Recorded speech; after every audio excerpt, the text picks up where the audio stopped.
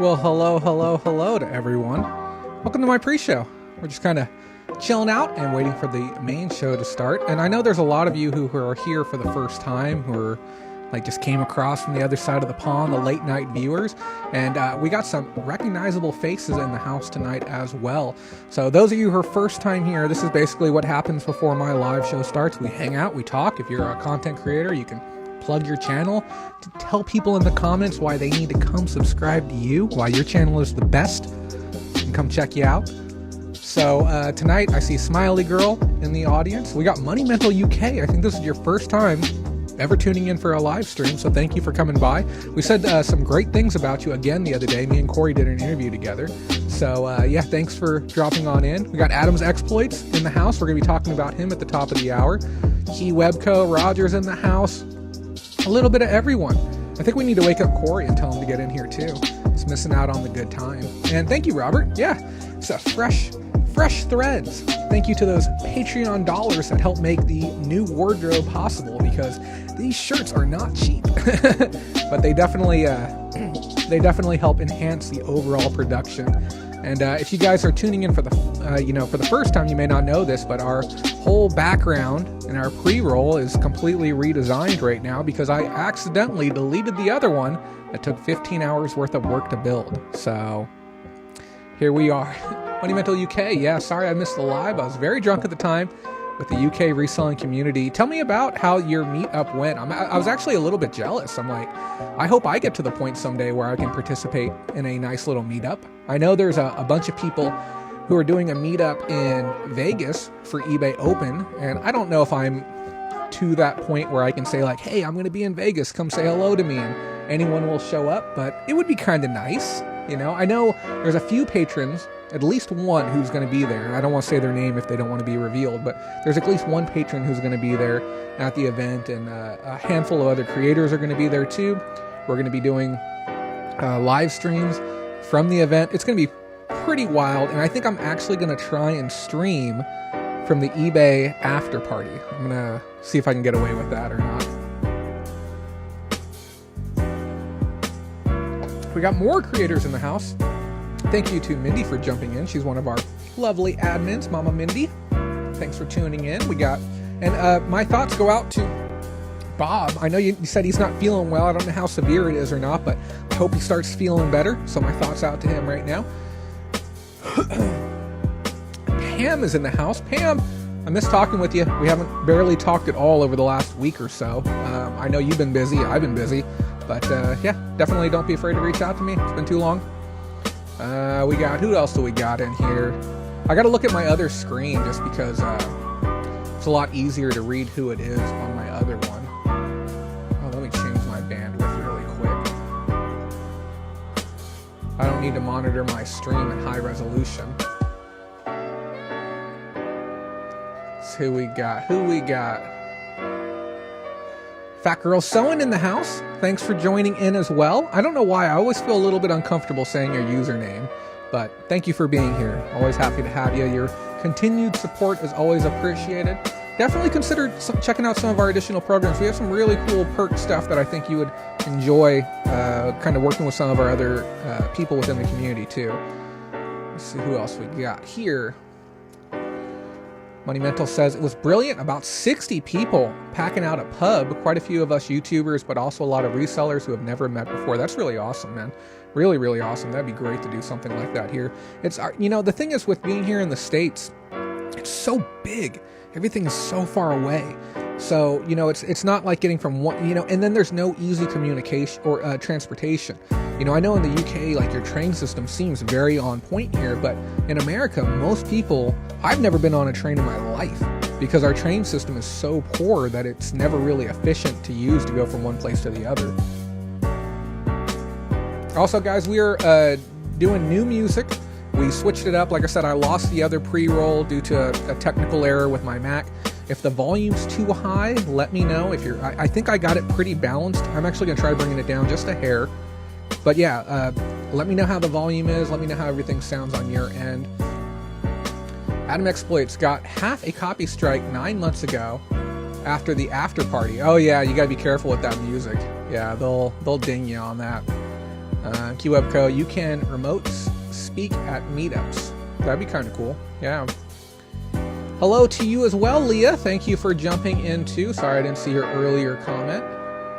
We got a good show in store for tonight too. I'm really looking forward to it. It's going to be a lot of fun.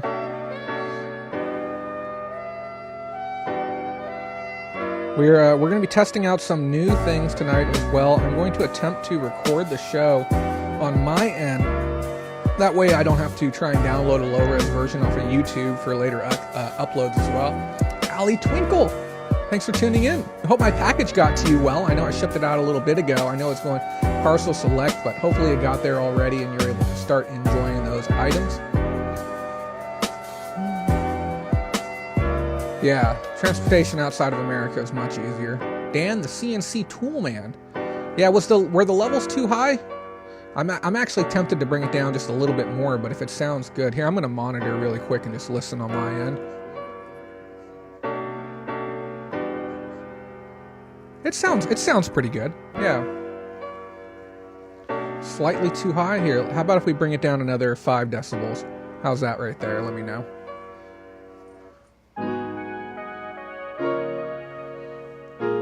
Yeah, some of these songs aren't bound. Here, we'll bring it down even a little bit more. I'm going to try and keep you in the green to yellow range. Yeah, definitely talk with me about the audio. We're doing everything in our power. The other problem is, too, is I am running so much on one computer. You guys won't believe it, but here, what I'll do is I'll even show you what's going on my end. So that way you can get an idea of how ridiculous this is. So we actually have a manual fan right there with an ice pack behind it, blowing underneath and behind the computer in an effort to keep it cool while it's running OBS, Streamlabs, and the YouTube browser window to handle this stream tonight. And this is a 2015 Mac with a handful of upgrades, but it is still chugging along to do this. I'm using 15% CPU and I'm not even recording yet, so hopefully we can handle recording. We'll see what happens. Slightly too high. It's better now. It's good. Okay, yes, better. I love the pre-chat. Looks really impressive. Thank you, Money Mental. If you want some assistance in building something like this, let me know. I love helping out other creators. If you need help with OBS, like if you want to use it for, I know you do a lot of your streams off your phone, but if you want to use something like this, or if you need help with an intro or anything like that, I decided rather than going the direction of paying somebody on Fiverr, every time I wanted to do something, which is what I did in the beginning, I said, I'm just going to slow down. I'm going to learn how to do it myself. Let it pay dividends over and over and over again. But now I'm taking that and I'm sharing it with other people. So if you want some help with that, let me know. And then we also changed how the ads show up on screen up here. You know how before it was just a whole bunch of text, and this window that I'm in right now is a lot smaller. I went ahead and made it. Actually, we can make it even a little bit bigger than this. Let's, there we go. That looks good. Yeah, so I just tried to make everything a little bit more polished. I redid the background, all that stuff. I'm streaming in OBS, and we are using stream labels to maintain and manage subscribers and super chats and the donations, the on-screen donation ticker and stuff like that. And then we're using the YouTube's Creator Studios as our platform to stream out of with OBS as our client. I am using the most modern version of OBS. I just updated it a week ago, and I actually encountered some problems with it. We're going to have a little bit of difficulty with our slideshow later, but I'm going to do my best with it. I had to create a secondary scene to handle the OBS issue that we're going to run into a little bit later tonight. Thanks, Jay. I might take you up on that. Just need to get round to using OBS. And I'll tell you something about OBS, and people don't believe me when I tell them this. If I had the opportunity to go back in time and pay somebody to sit down with me for, I don't know, 5 or 6 hours and pay them $500 to learn OBS, I would have done it in a snap. I wouldn't even think twice about it. The amount of time that has gone into me learning this and becoming proficient in it, to where we did a show the other day with Corey and the Reseller Rewind, and built this whole backdrop. I was able to build and assemble the whole thing in under 15 minutes, from concept to construction to going live. But if I could have gone back and paid that money, it would have saved me, God, probably thousands of dollars worth of lost revenue just learning that. Aaron, I am your Sunday night date. Hey, at least one of us is going on dates this week. I lost 3 dates this week. Ask me about it later.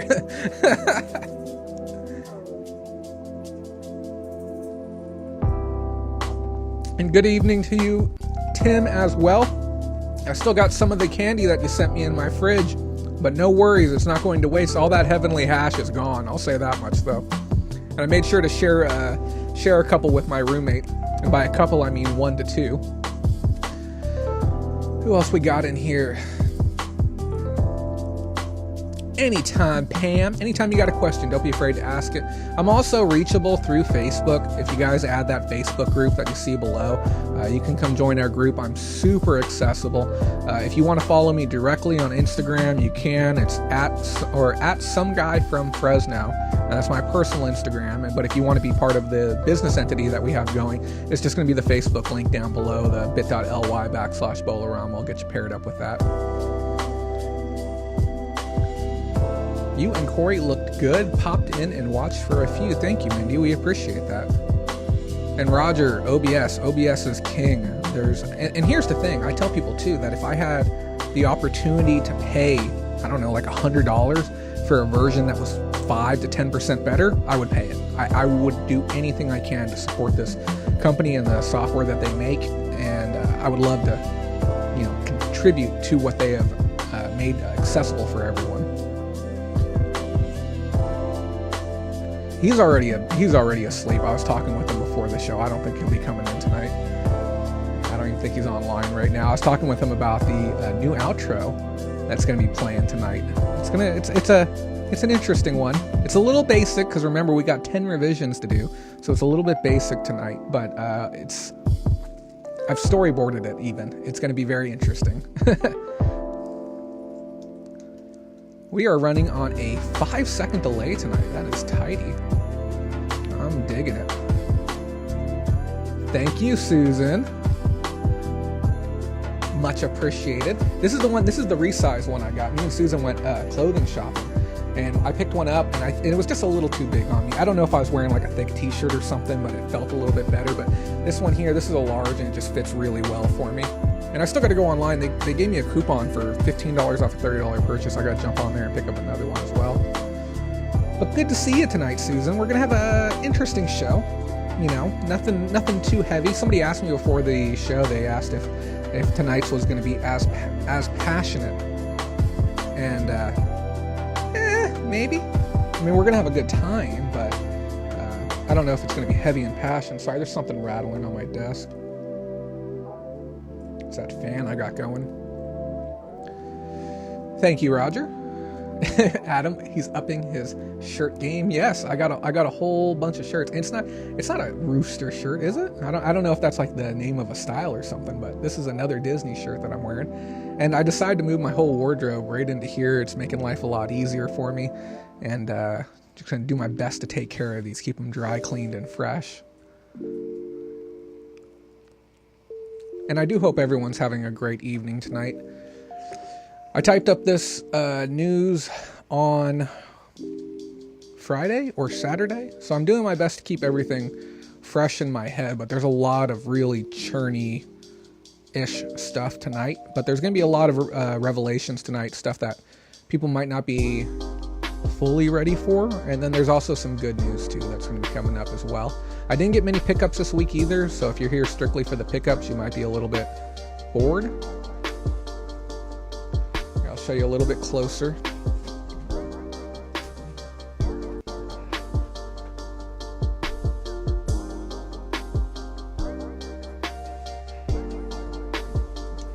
Here's a nice Disney-themed shirt.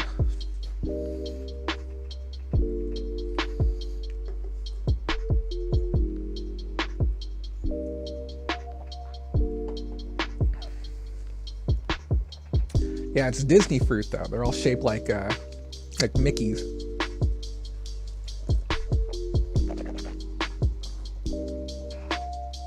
And those of you who are wondering why I'm drinking so much before the show, the more I talk, the thirstier I get. I just try and pound a lot of liquids before I get going. Oh, this is that last song.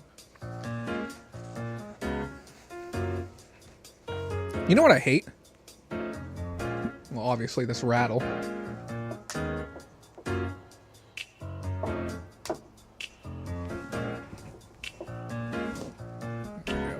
You know what I really hate or strongly dislike? Is people who have a set time for their show each week and then they show up late every week. Blows my mind. Oh no, I'm just gonna sweat it all out. If you had any idea just how much lighting was in here. 5 lights, 1 light, 2 lights. This room doesn't have an overhead, and then we got monitor and monitor. Yeah, I'm usually sweating pretty hard by the end of the show. Yes, it is break a leg time. Yes.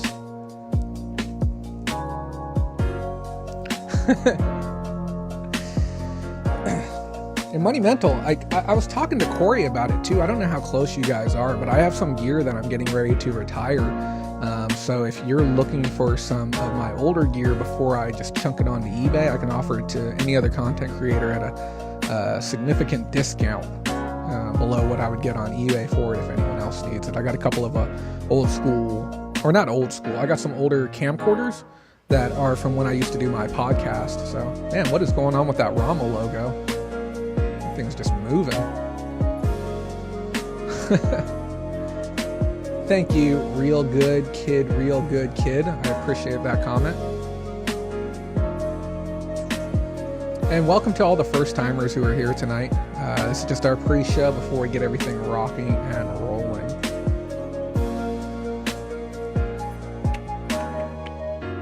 Yeah, I was having some difficulties doing the animation. And all of this animation is all done by hand, all the movement and everything. I'm not using any generators. 100% of this was hand built. So if you're looking to have something built, let me know. And they are Mickey fruits. You'll be able to see it full screen here after our intro. It might be a little bit easier to see.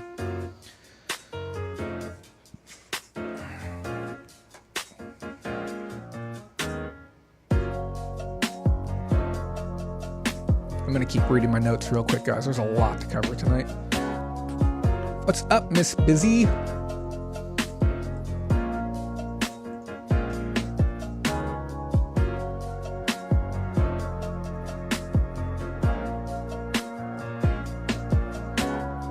I still have the pink flamingos. They'll come back another time. It'll probably be next week. What's up?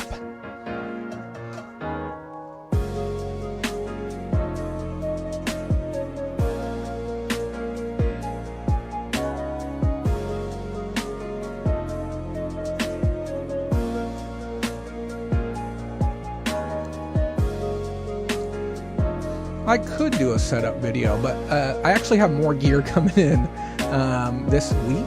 We have a bunch more gear coming. The last upgrade is going to be happening later this week, probably by next Sunday. We're going to upgrade the camera. It's second to last, then we need to upgrade the computer again, which is unfortunate because it's not a cheap upgrade, but it needs to happen. eBay guy, hey there, Jay, Jason, and Gina from Detroit area listening to your show. Hey, thanks for tuning in. I appreciate you guys being here this evening. Thank you. Look at this nice little push. You like that logo push right there? Yeah. Tidy little upgrade. Monumental. Maybe I should start wearing some of my Hawaiian shirts for my videos. Always love a funky shirt. You know the reason why I wear these? There's two things I don't like doing on camera. One being in a regular plain t-shirt, and two, eating on camera. I really do my best to avoid those things. Even if it's like a super casual thing, I try not to. Okay, guys, I think it's that time. Who's ready to rock and roll? You guys ready to rock and roll? Yeah? Any takers? Let's go.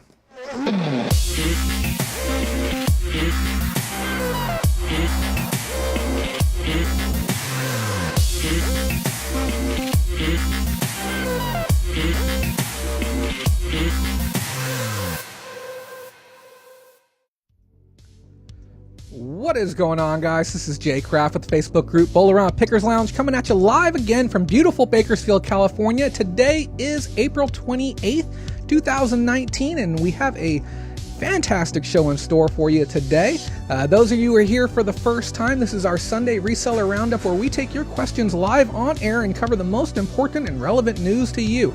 Everything tonight is going to be super important. We're going to be taking a look at the Q1 shareholder call. We're also going to be taking a look at some changes that are happening over at Amazon and some stuff that I can really stand behind. Even believe it or not, eBay doing some stuff that I can stand behind, some stuff that I can actually support. We're also going to be taking a look at some pickups that I picked up this evening.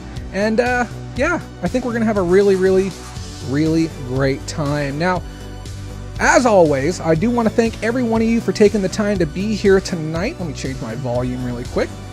But yeah, I appreciate you guys all being here tonight, and I understand I'm competing against some really good content, and I'm not talking about other YouTubers, which I do appreciate all of you. Tonight I'm competing against Game of Thrones, so we're going to do our best to try and keep this show tidy, short, and allow you guys to get back to your alternate entertainment a little bit later this evening. So, without further ado, let's go ahead and do a little bit of housekeeping. Now, normally we'll jump straight into the news, but there's a handful of things that I wanted to touch base on first. So if you needed a couple of minutes to get yourself a drink or get yourself a snack, now would be a great time to do it. So first up, I want to give a couple of shout outs real quick. Not content creators, but I have a friend of the show. Their kids are having their birthdays today. Damien and Serena, I want to wish both of you guys a very happy birthday. And then I also want to extend some thoughts out to a good friend of the show, a personal friend, somebody who's been with the Bolorama family for quite some time now. His name is Rick Barrett. He's the writer of the book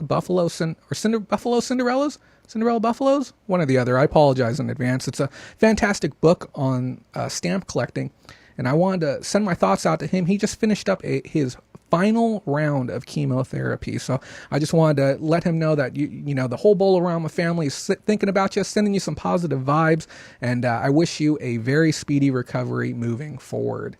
Beyond that, I want to thank all the patrons for helping support this show. Without your patronage, this show would not be possible, and we'll talk a little bit more about that later so that you have all the info about that. Now, if you missed last week's show, it was a big one. It's important to check up on. Give me 1 second. I got to tell somebody to turn the air up. It is hot again. The studio gets a little bit toasty. Give me 1 second. Air down 2 degrees. Please. I know that's super unprofessional, guys, but it's just going to get worse as the night goes on. Hey, thank you, Aaron, for the $2 super chat. Wasn't expecting it just yet, but it's greatly appreciated. What does he send me? He sent me a beer. I would kill for a beer right now, especially with as hot as it is in here. It just seems like it's getting hotter and hotter, but what are you going to do about it? So let me get this recording started too. We're going to be testing out some new stuff tonight. So if you're having any issues with the audio, if you're having any issues with the frame rate, anything like that, let me know. I can make some adjustments on my end so that way you don't have to live with it. I'm going to be looking through the comments and everything. And thank you to everyone who wished those kiddos a happy birthday as well. That's very appreciated. So if you missed last week's show, it was a big one. We talked about Devin Wenig's shareholder letter that he sent out. I had some very colorful opinions regarding exactly what was said. And now tonight we're going to be expanding upon it just a hair more, and we're not going to be looking at the letter, we're going to be looking at the shareholder call. Now, if you missed last week's episode and you're not watching this live, shame on you for not watching it live. If you're watching the pre-record, I strongly recommend you go back and you check that out. Now, what we have done, though, I understand not all of you can watch the entire show at one time. We've started segmenting the show and releasing it throughout the week. So on Monday, you're going to see our main story release. Tuesday, you're going to be seeing our side story release. And then on Friday, you're going to be seeing the pickups, standalone pickups video releasing during the week. Now, that's not going to take away from the other content we're producing. Every Wednesday, we're going to have an original video coming out. And then every Sunday, we're going to have our live show. So it's just to make things a little bit more convenient for those of you who are already watching. Thank you again, Key Webco, sending $1.99. On one screen, it's showing me a box, and on this screen, it's showing me a pretzel. And nothing goes better than beer with a handful of pretzels. I like what you did there. I really, really do. Thank you so much to both of you guys. I do appreciate it. It helps us get a little bit closer to our grand total up in the corner. Our goal is to get to 3K. And I know, I know that seems absurd, but some of the stuff that I have to get is very expensive. I went ahead and made the purchase last night for a camera. It was a, let me make sure I get this correct because I don't want to misquote what I purchased. Now, the reason I do need some of this new gear, and it's all going to be for the show, is for the simple fact that what I have right now is not sufficient to handle the things that need to get covered at the event. So I picked up a Sony FDR-AX53 4K Handycam, and it's going to function as my primary device while I'm out there in the field. I'll be able to utilize it for streaming while hooked up to my laptop. I'll be able to record super high, crisp resolution video footage while I'm there, as well as super sharp stills of anything that I want to get. It has a lot of the features that I need, an external microphone as well. It's an all-in-one unit, and that purchase ran me about $750 after shipping. I was able to get the extra batteries with it too, so I'm very pleased about being able to make headway on that, because just the process of researching which one to get can be a very laborious one, but we're on the right track now, so that's important. Last week's show, we also talked about tax changes that are coming to Amazon as far as your packing fees and the destination that they're going to, which fulfillment center. So if you're an Amazon seller, I recommend you check that out. And then we also talked about tax changes happening with eBay. And then we had a little bit of fun time news at the end. As I said, though, all those things are segmented out. Now, continuing on with our house cleaning, like I said, we have a little bit of it to do today. This week, I appeared in 3 different places. I definitely want you guys to go check them out. If you want to learn a little bit more about me beyond just the reseller, you want to know a little bit of my history, a little bit of my past. I did a live interview on Adam Exploit's channel. The show was called Reselling Rhythms, and we went deep into negotiation tactics. I know some of you guys asked, like, how do you negotiate? Can you expand upon what you're doing? And I was given about 15 to 20 minutes to very detailed explanation as far as how I negotiated that power chair that we showed on last week's show. So if you want to pick up a couple of pointers that could, I promise you when I say this, will make you money. Saving money makes you money. So I recommend you go check him out. He's in the comments right now. You can check out his channel as well. And we'll drop some information in the description, or if he could comment after the show is done airing, we'll go ahead and pin that comment to our comment section. Also, I uploaded a training video this week talking about how you can tap into your local market. I show step-by-step how to create visual aids for your customers that are more engaging than your competitors. And when people see great graphics and they have a really clean call to action, they're going to engage with you, they're going to call you, they're going to sell you their stuff. And I promise you, if you watch that video and utilize the stuff in there, you will increase your revenue a solid 20% coming into this next year. And before you say, like, Jay, I don't know how to do graphics, I don't have any money, yada, yada, yada. You don't need money to be able to use this software, and you don't need a ton of skill to use this software. I show a very basic step-by-step process where you can spend 5 minutes, make a beautiful graphic, and upload it online and start having customers call you. Check that out. It's on my channel. It's uploaded on Wednesday.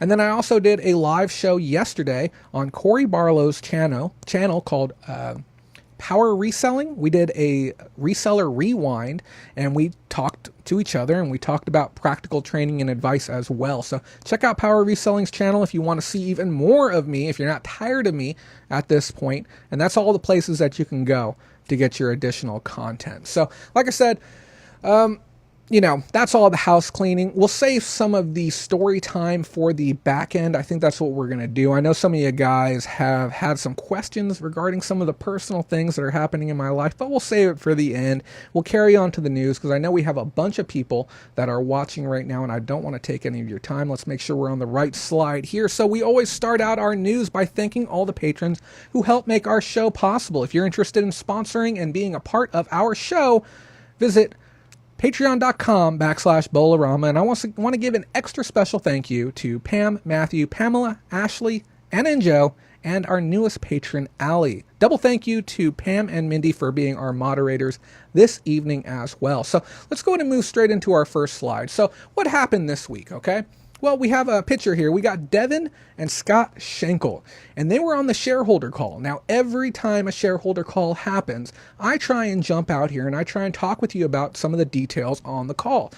Last time we had one, I ended up doing a live stream, and I really didn't enjoy the way that came across. I didn't feel that it was a productive way to get the information to you, so I went ahead and digested it myself this time, put together some keynotes, and thought I would present them to you. Now, some of the key things that were highlighted for me were the talk regarding GMV, which is gross merchandise volume, MS&O, which I'm going to explain here in a second, and talking about new buyers coming to the platform, as well as changes to the catalog. And these are a lot of issues that have a lot more information to them than what you're going to see on the surface level. So the first thing you need to know is that Scott Schenkel is new. Okay, remember we talked before in the past about eBay CEOs leaving the platform, and I can't remember the name of the last guy who left, but he left and Scott Schenkel took his place. So I did a little bit of research just so that I could better understand the roles of a CFO, because we hear CFO, and you may know what it means, Chief Financial Officer, you may understand that, or CEO, you may know what it means, but understanding the fundamentals of their role is going to better help you understand why it's important to understand when that person talks, the amount of power and influence that they're going to have on the platform and how it can affect you as a seller. So a CFO has three main things that they worry about.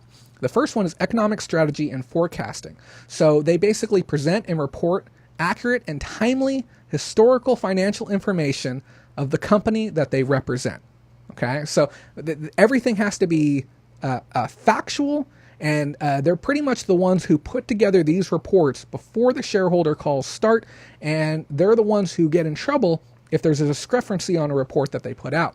They also have the treasury duties as well, which I got some quotes up here which make it a little bit easier. I tried to make it digestible, which is the company's present financial condition, so they can better decide how to invest the company's money.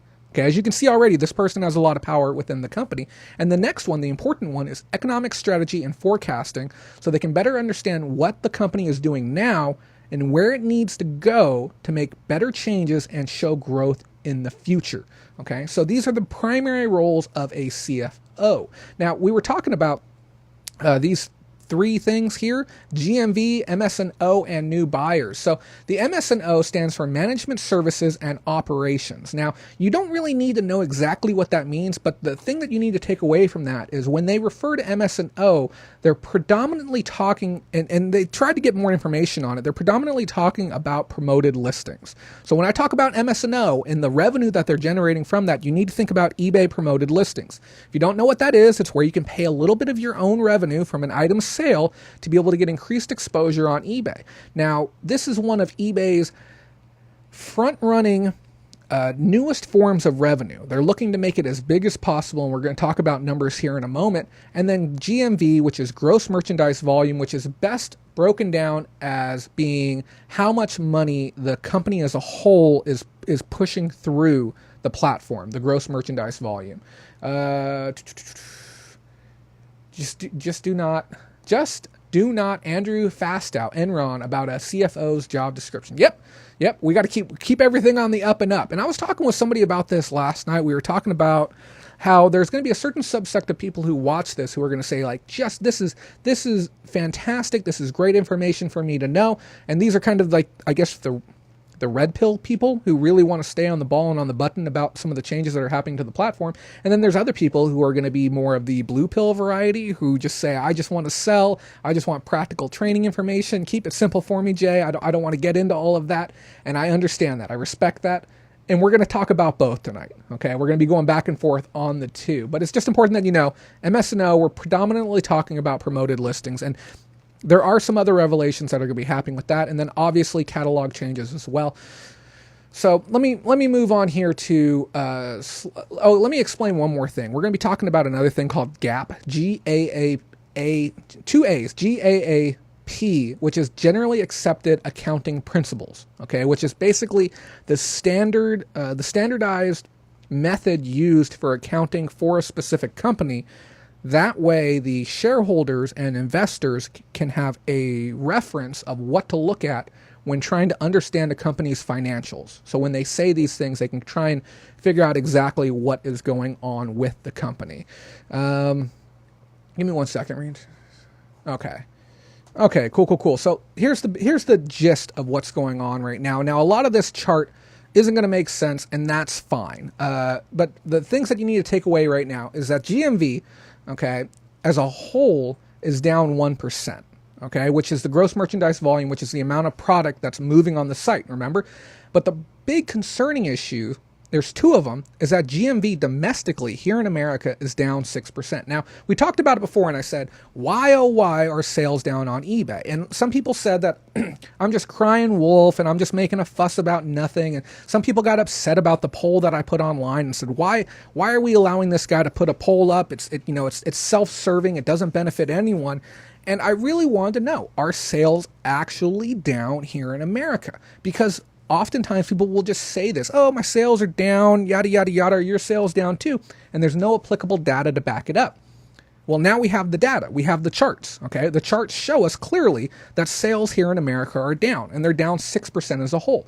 Now, this statistic actually falls in line with some of the numbers that we gathered earlier in the week regarding how everyone's sales as a whole are doing. Now, if we look at the international market, this is where it gets a little bit scary. International sales are actually up 3%. So why is it that our international counterparts are doing so much better than us here in America? As I said before, I have a difficult time reporting on news unless it's fact-based, unless we have all the details and everything. Well, believe it or not, we actually do have those details to explain why it's down in one area and up in another. It's and then also side notes so that you guys understand too. StubHub's revenue is down. They're down about 2%, which is another entity that eBay owns, and they attribute that 2% to being just very lackluster finals in different sports.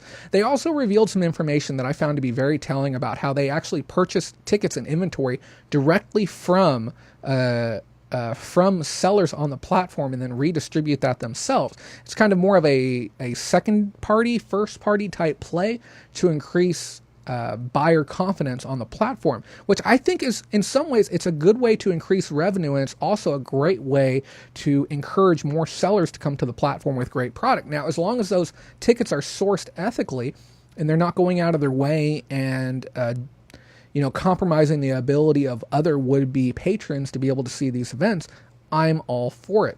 Now, if we expand upon it further, Classifieds, another one of eBay's biggest entities, and we've talked about them before, about how Elliott Management has wanted them to separate from the rest of it. eBay Classifieds is up a full 12%, which is really, really huge news. That means eBay as a whole is doing fairly strong.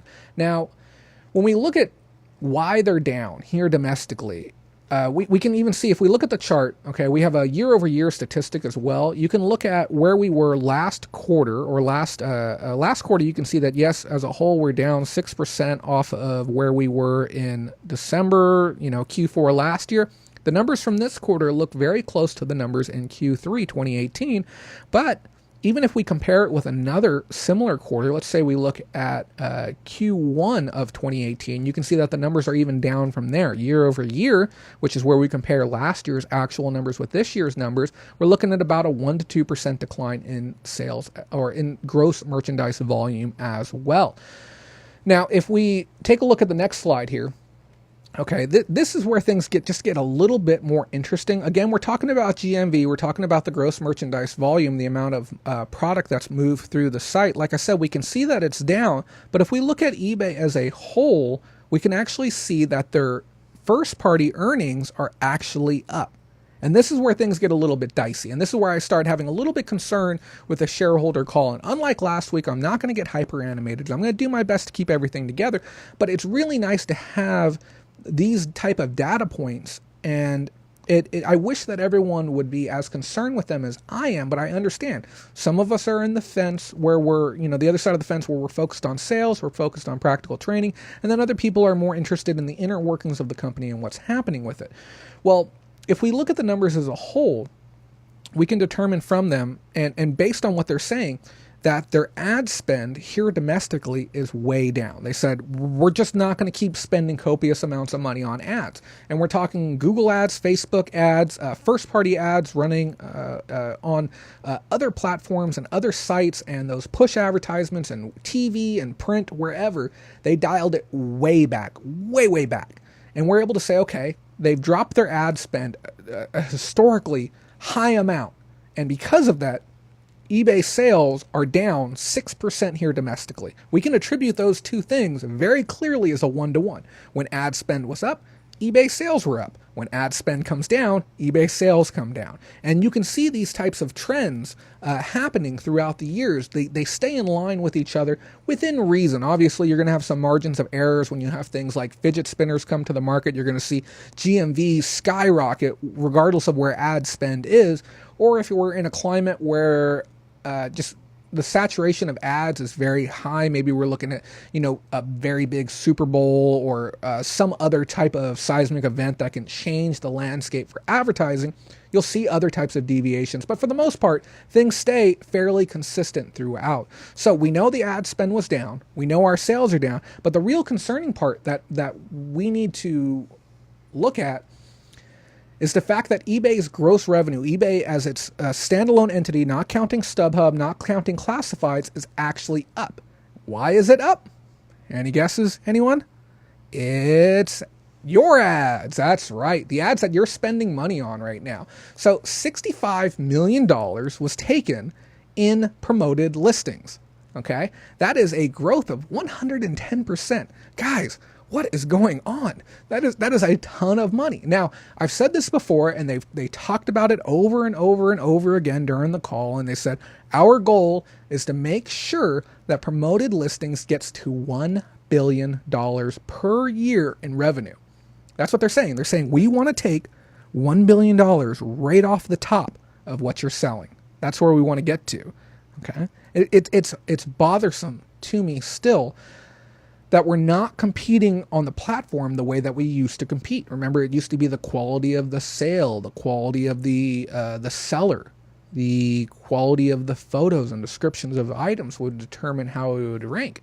But now, as I said before, we're competing in a promoted listing era where the person who's willing to sacrifice the most will in turn gain the most. But the person gaining the most is actually losing the most. It's a disgusting process, honestly. So as of right now, there's 800 million people, or 800,000? 800,000 people who are using promoted listings currently. Now, the percents range all over the place, but we're not going to get details on what the average percentage is. I'm almost certain it's going to be below 3 or 4%. Anything's possible. There's a lot of trainers out there giving out bad advice, telling people to do 5%, 6%, 7%. Pay them no homage. The best thing I believe you can do is do 1%. Just do it flat line across the board.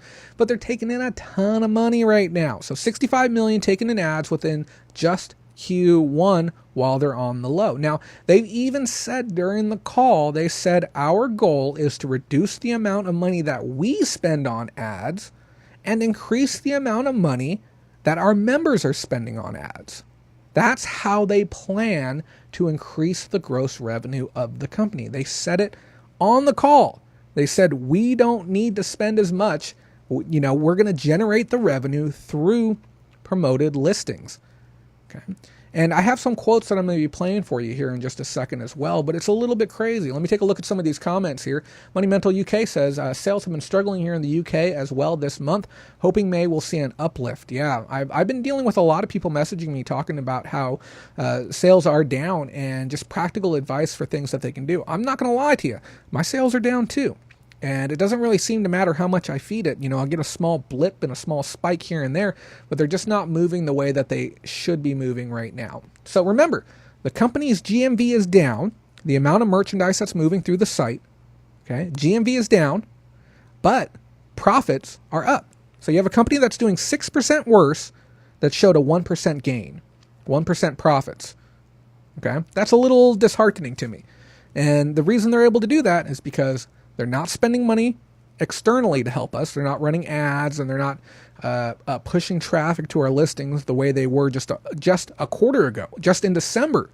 Okay, remember all those external links that people were running through and seeing our listings? They're just simply not doing that anymore for us.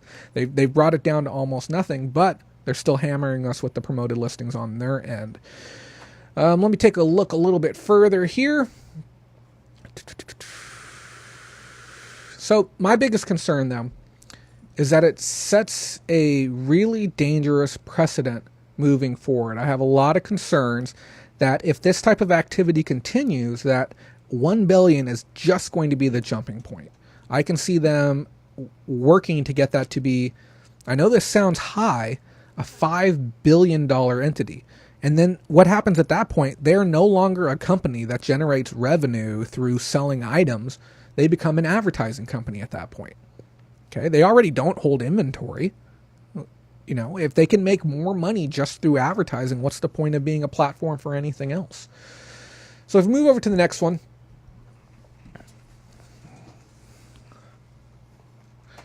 We have some info here. I'm sorry, guys. I made these slides a few days ago, so I'm trying to get everything back on track right now.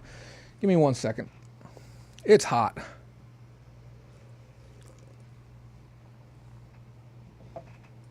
So Devin had spoke about managed payments again. And he said Google Pay is on there, PayPal is on there, managed payments are on track right now. 363 million GMV already processed through there. Now he gave some numbers on the quantity of sellers, and it seemed really off of the actual reality of the situation.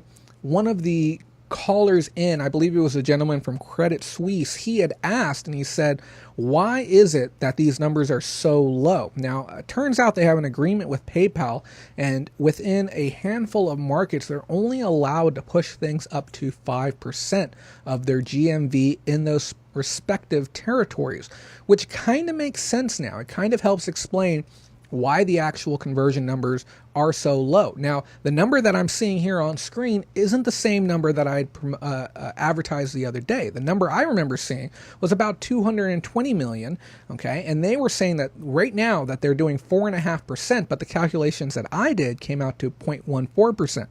And the gentleman from that organization too, he even said, he's like, it seems like a far cry from where it should be. It doesn't seem like it's that much. And he had the same criticisms that I did. I almost feel like he may be watching the show because he voiced and echoed the same concern that I did regarding this transition as well. They also revealed information regarding Adyen again, the informal name for managed payments, saying that their goal is to get that to a point where it's doing $2 billion a year in additional revenue. And they touted out this massive number of the amount of dollars that they saved people on their credit card fees and cost and stuff like that. I don't know how much of that holds water, but I legally can't argue against it. But they did say they want to get to $2 billion, and then on top of that, they feel that by doing this conversion and getting everyone on top of this program, that it's going to give them a $500 million a year annual savings. So I do like the sound of a company showing growth and having a clear vision as far as how they want to make money moving forward. I think it's great that they are conscious of their margins and their profits and their expenditures for advertising and marketing and general and administrative, that they're doing things to try and increase overall revenue, because if the parent company that we work for is more profitable, that means it's going to be better for us. But the way that they're generating those profits only hurts us. So they even talked about it too, that they said they're going to be working to try and to come up with a better way to be able to show promoted listings, and they're going to try and clean things up a little bit. Again, don't know if it holds water. We're going to have to wait for things to get a little bit further on before we really, trust everything that's being said. So I wanted to talk with you about a quote that really stuck in my mind when I was listening to the call. And I listened to the call twice, and you can go to the eBay investor relations page if you want to listen to it. It's about an hour long, and if you're deep into this stuff, I recommend you do. Now, apologies if the audio is a little hot on this. I did my best to balance it before the show. Go ahead and listen to this quote from Devin Wenig on the call on the topic of promoted listings. As great as it is that we've had 800,000 sellers promote listings, that means that there are tens of millions that have not yet. And we also are just in the phase of fully integrating from the buyer side where promoted listings show up in a unified search ranking, and there's a whole bunch of other plans to expand both the seller side and the buyer side.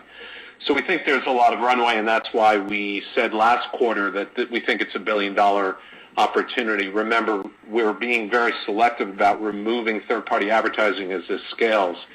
But one of the things that I'm happiest about is that the seller NPS on this, if you will, their happiness with this product is extremely high.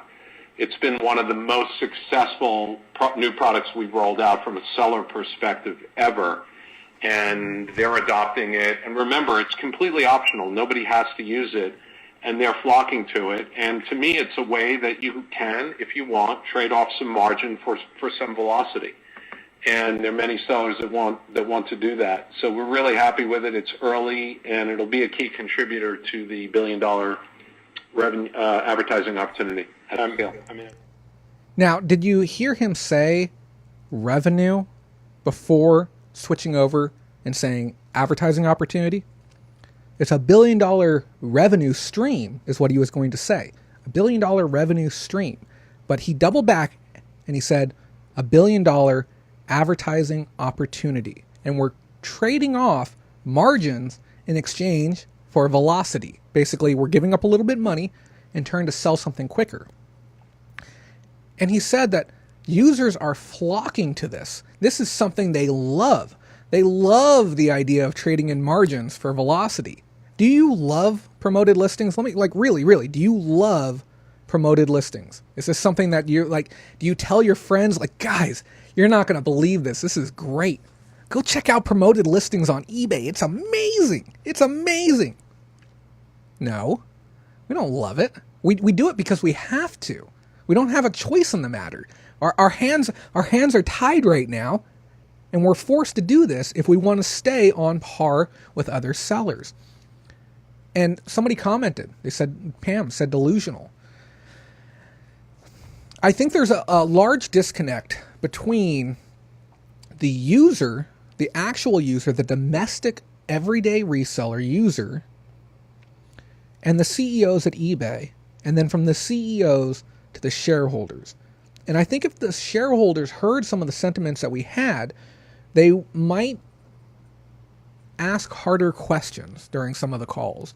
And I really wish some of them would reach out to me. I'd love to talk with, anyone who has money tied up in eBay. And, I'm not going to dissuade anyone from an investment. Obviously, investing in stocks is a little bit different than, what we do as everyday sellers. But it's scary, okay, that the CEO and the CFO believe that they're doing us a favor, or they're convincing others that they're doing us a favor. That is worrisome to me, to say the least. If that clip starts playing again when I switch back over, I apologize. As great as it is, yep, that there we've it had goes. 800,000. Okay, there we go. Now, there was one other quote too, okay, that Fox News, thank you for the comments as well. That was a good one. So we only provide the truth, only the truth, here on the Sunday Reseller Roundup. And boy, have I been assaulted with falsehoods in my inbox this week. I think I'm just going to stop commenting in groups. I think I just have to, because it eats up time. It doesn't help anyone. No one listens. I had an admin of another group today, and there's somebody watching who knows what I'm talking about. I think Jerry's is watching right now. I had an admin tell me that people had been complaining that I was placing my video within the group and that I should be willing to type up all of my answers if I want to help people. That placing videos that people don't like it, they don't want it, they would prefer a blog style post to get their information. And I'm like, you gotta be kidding me. Okay, you gotta evolve with the times. Content is video now. That's how people enjoy digesting their content.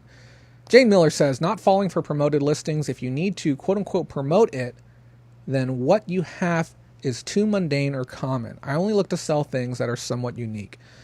Yeah. It's a very odd time to be an eBay seller. But like I said, we're trying to always come up with creative ways to be able to wade through some of the nonsense. Now, I'm going to play this clip for you first, and then I'm going to explain what he's talking about, because some of you guys might not know. Yeah, on CPC, we said we're definitely looking at it. I don't have anything in terms of a product announcement to make today, but we are definitely looking at seller demand for a CPC product, and we'll update you when we're ready to announce something on that. Now, let me ask, okay? You're all sellers, right? How many of you have demanded, have requested, have expressed a light interest in, or even know about CPC advertising? And I've had issues with promoted listings because promoted listings is being pitched to everyone. I don't really think it should be pitched to everyone. Okay? Promoted listings, even for me, somebody who's owned multiple businesses and done paid advertisements on Google, Facebook, Instagram, I've done paid ads everywhere online. I've done paid ads on YouTube even. I've done them everywhere.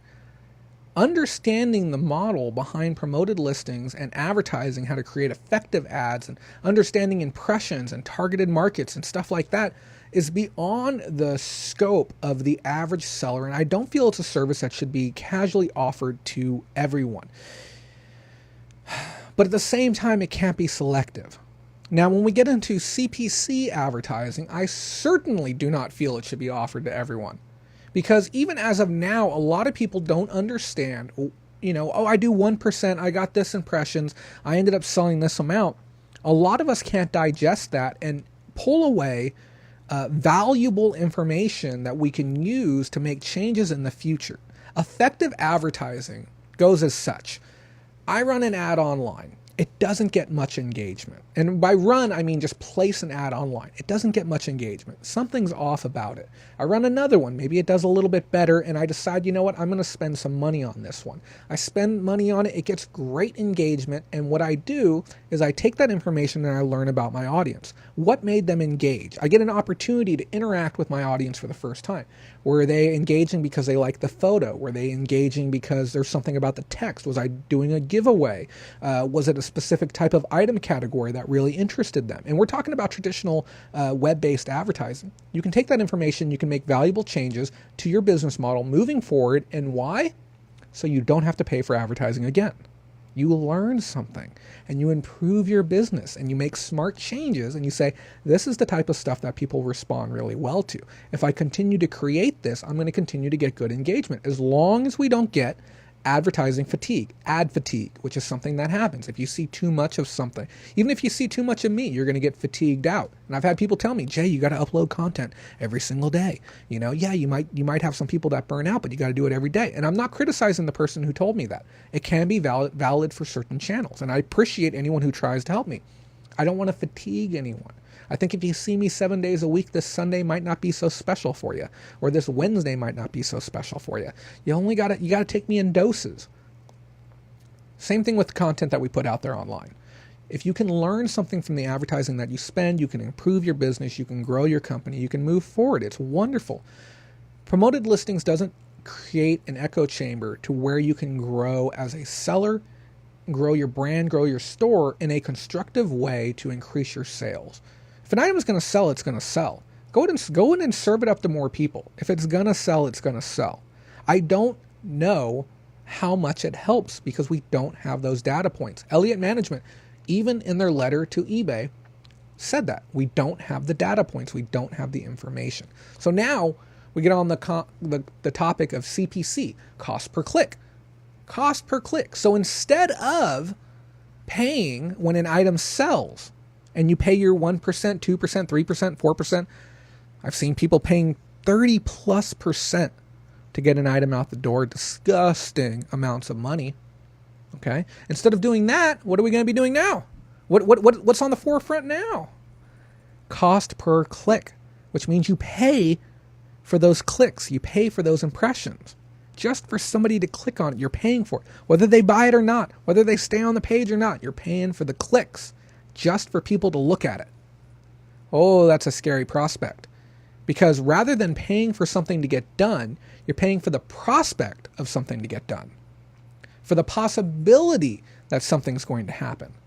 Now, I already know from pitching this brand down here, PrairieGrit, that a lot of people get upset with the idea of having to spend money for the possibility of making money. And that's why a lot of you like eBay. You say, oh, I'm going to pay my money on the back end. That's where I'm going to be charged. Even if it's cheaper on PrairieGrit, even if you can save money and you can do it for less on PrairieGrit, there's that certain level of insecurity where you say, well, I'll pay for it if something happens. If I make money. If this goes that way, I don't mind paying for it. But if I don't, I'm not going to. Well, cost per click advertising says, no, you're going to pay if you want this service. So what happens? Are we going to be living in a world where both of them coexist? Where we have promoted listings on one side and we have cost per click on the other? Is it going to be both of them? To where now we have an even bigger advertising decision to make. What about if we have to pay for both? What about if we say, I'm going to promote because I need the impressions, and I'm also going to pay per click because I want to make sure I get engagement. Not just people seeing it, I actually want people clicking on it. What does it take to get somebody to click on a listing? And then the other question comes up, how much do you value a click at? Because a click on YouTube is not worth the same as a click on Google. A click for a service, let's say plumbing, isn't the same as the value of a click for a restaurant, the click to get directions. But the value of a click for a reservation at a restaurant is worth more than the click for the restaurant's information. See what I'm saying? So how do you value an eBay click? How much money is it going to cost for eBay to figure that out? Now, obviously, that's going to be far down the line, but I wanted to get your mind thinking about that. And that's why I'm here. I'm here to get your mind thinking about some of the other things that are going to, and you heard the quote, you heard him say it, okay? Let's hear it one more time. Okay, you heard him say it. Yeah, on CPC, we said we're definitely looking at it. I don't have anything in terms of a product announcement. Definitely looking at it. Definitely looking at it. And why not? Why not? They're already looking to make $1 billion a year on our promoted listings. Why not take a look at more advertising?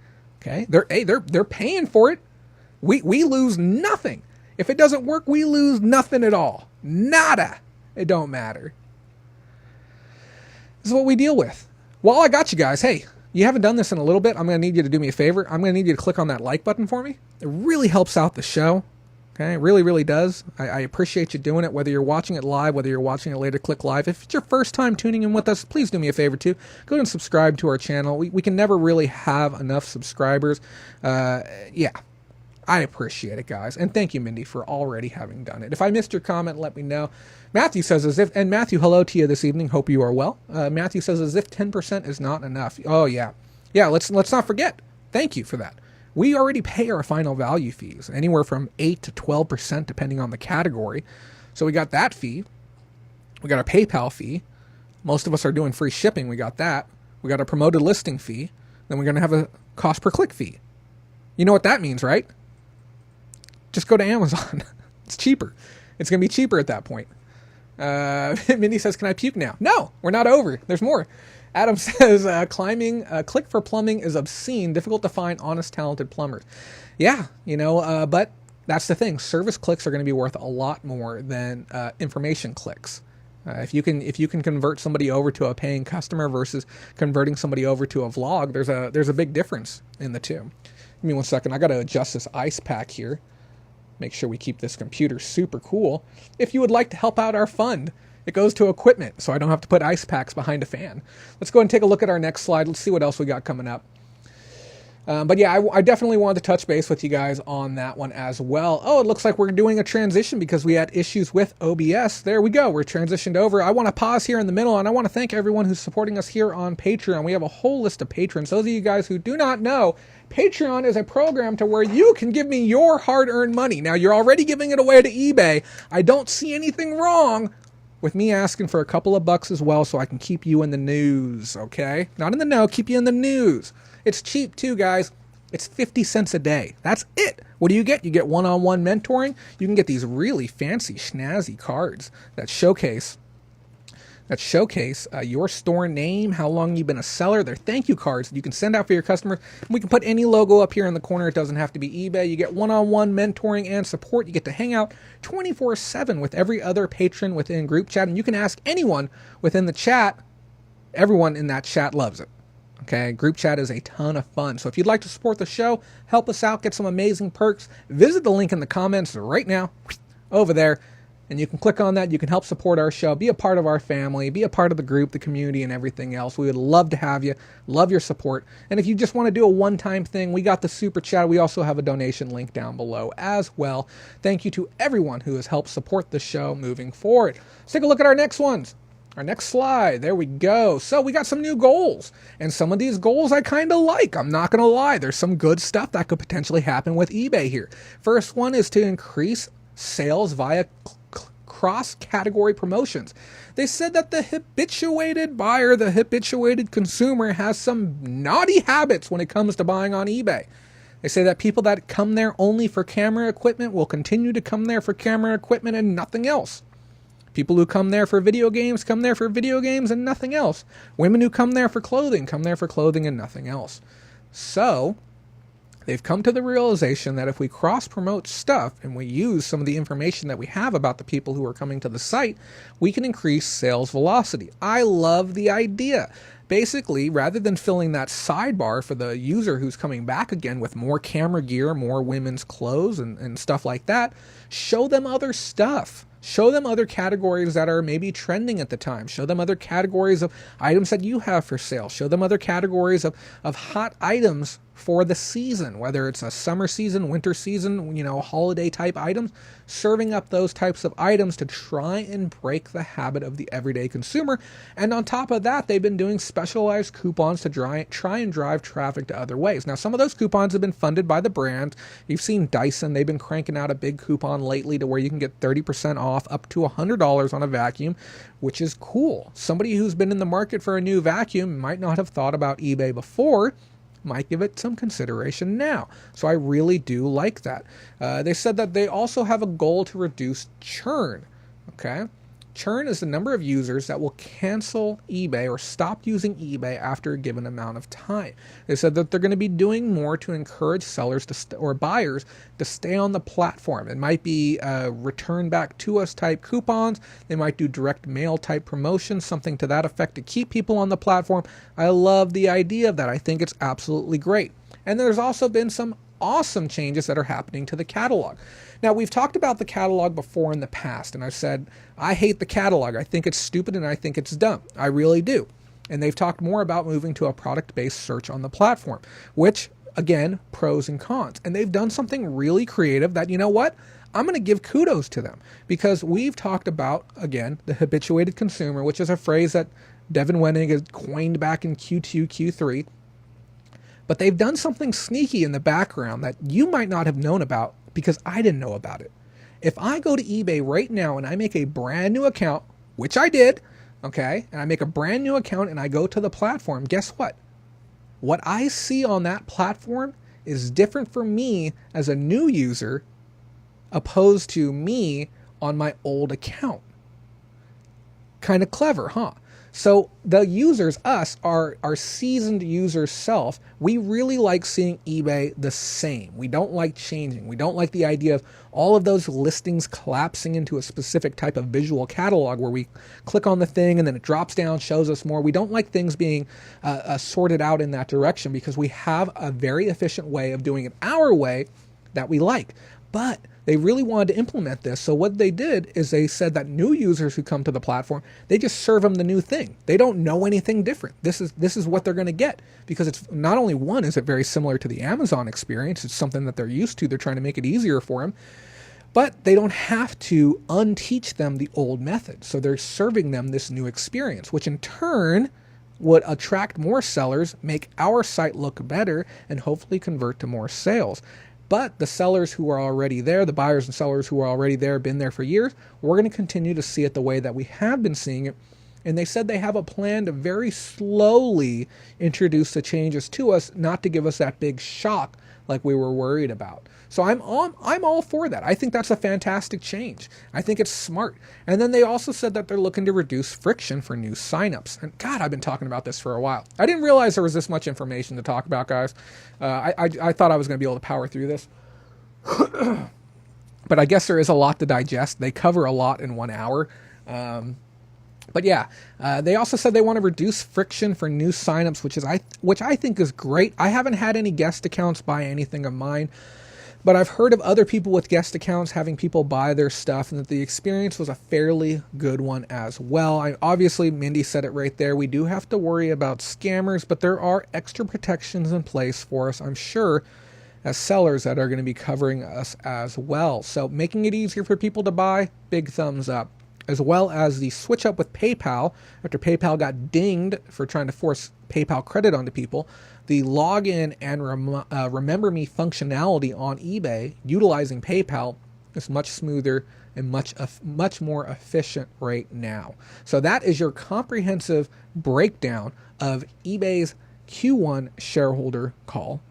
Moving on, we have some more news. Is there any other questions in there? Let me see. Can you touch on some of the differences in the interface? So as of right now, if you're a new user and let's say you go look for, like you type into the box iPhone 5, okay, what you'll see is you'll see things broken down. You'll have your 5, your 5S, you'll have your white, you'll have your black, you'll have them categorized and sorted out. Now, your individual user experience may be different based on the way that you shop on the site and how long you've been on the site, but generally they'll have those, they call them buckets, essentially, where you'll have all your iPhone 5S's in one bucket, all your white iPhone 5S's in another bucket, and they try and break it down so that way it's an easier experience, because the biggest problem that's plagued the site is bad search optimization. So if I would type in iPhone 5S, I would see 30,000 phone cases. Okay, and being able to filter out all the stuff that I don't want to see so that way I can see the things I do want to see makes the experience better. Now, I'm all for switching over. I'm 100% a fan of this idea. Put me on the buckets, show me the images, give me the visual shopping experience, dumb it down for me, make it so I don't have to click on 1,000,001 filters on the side. I'm for that. I get why other people don't want to be for that. If you're somebody who doesn't ever shop for brand new tech, you're not going to ever be seeing these types of changes.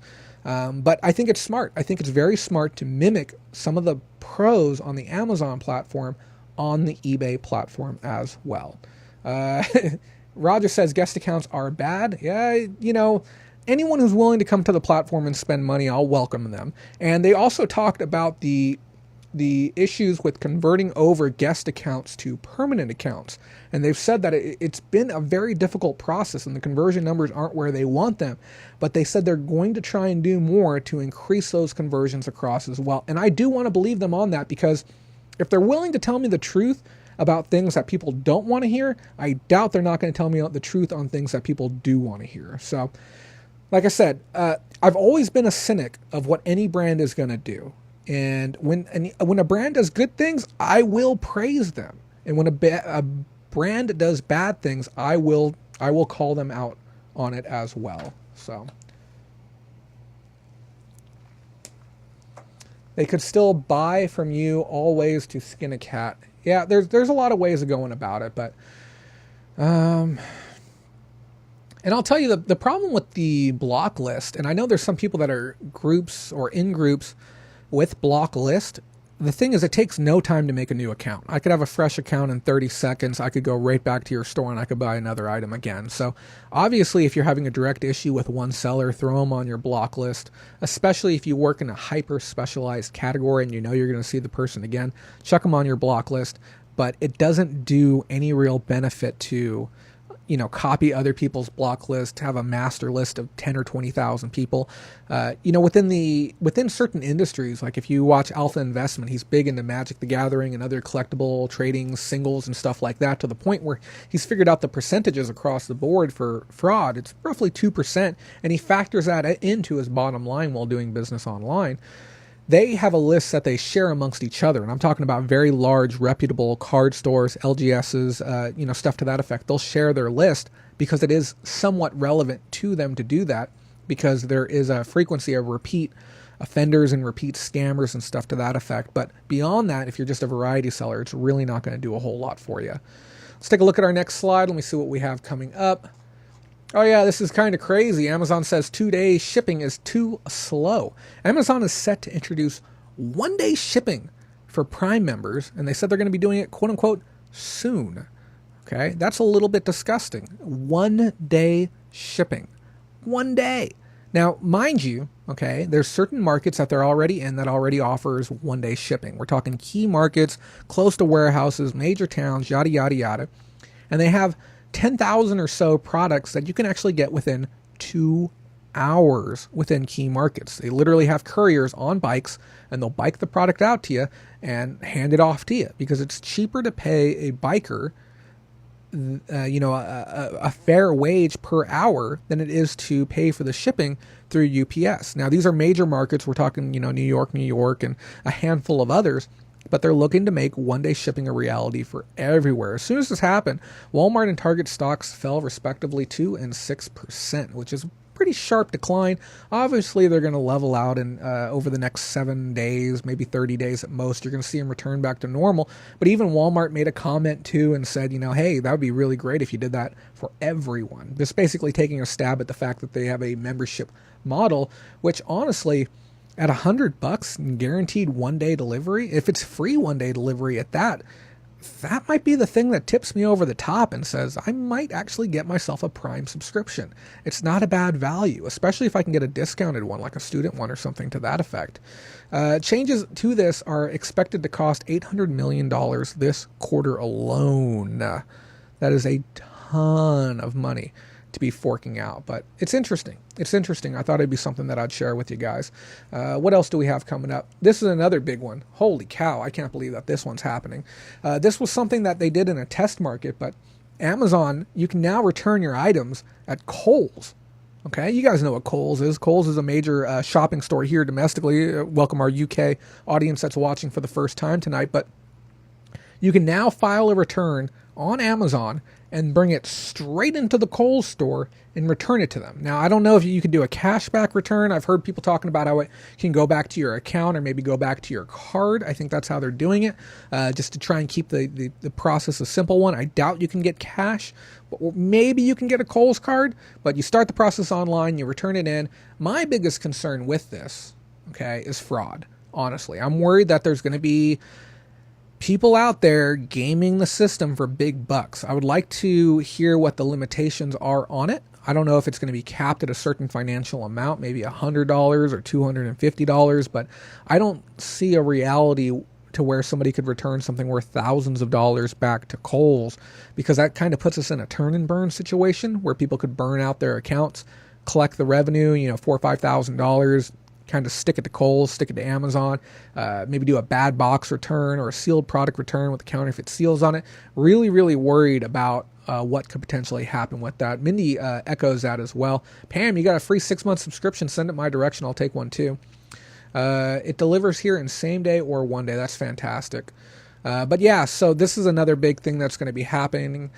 I think it's crazy. I think that this is going to really cement Amazon's position, but if this goes sour, I can see it costing a lot of people a lot of money. I mean, we could be looking at a situation where they could lose billions with a B dollars, or this could be the newest upgrade and really solidify the fact that Amazon will be a juggernaut and be here till I'm 100 years old and not be going anywhere.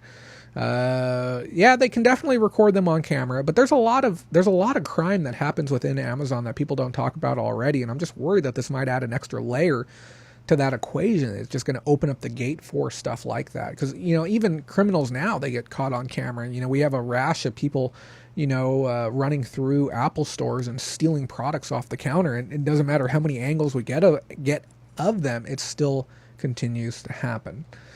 So I definitely agree with you, though. I definitely agree with you.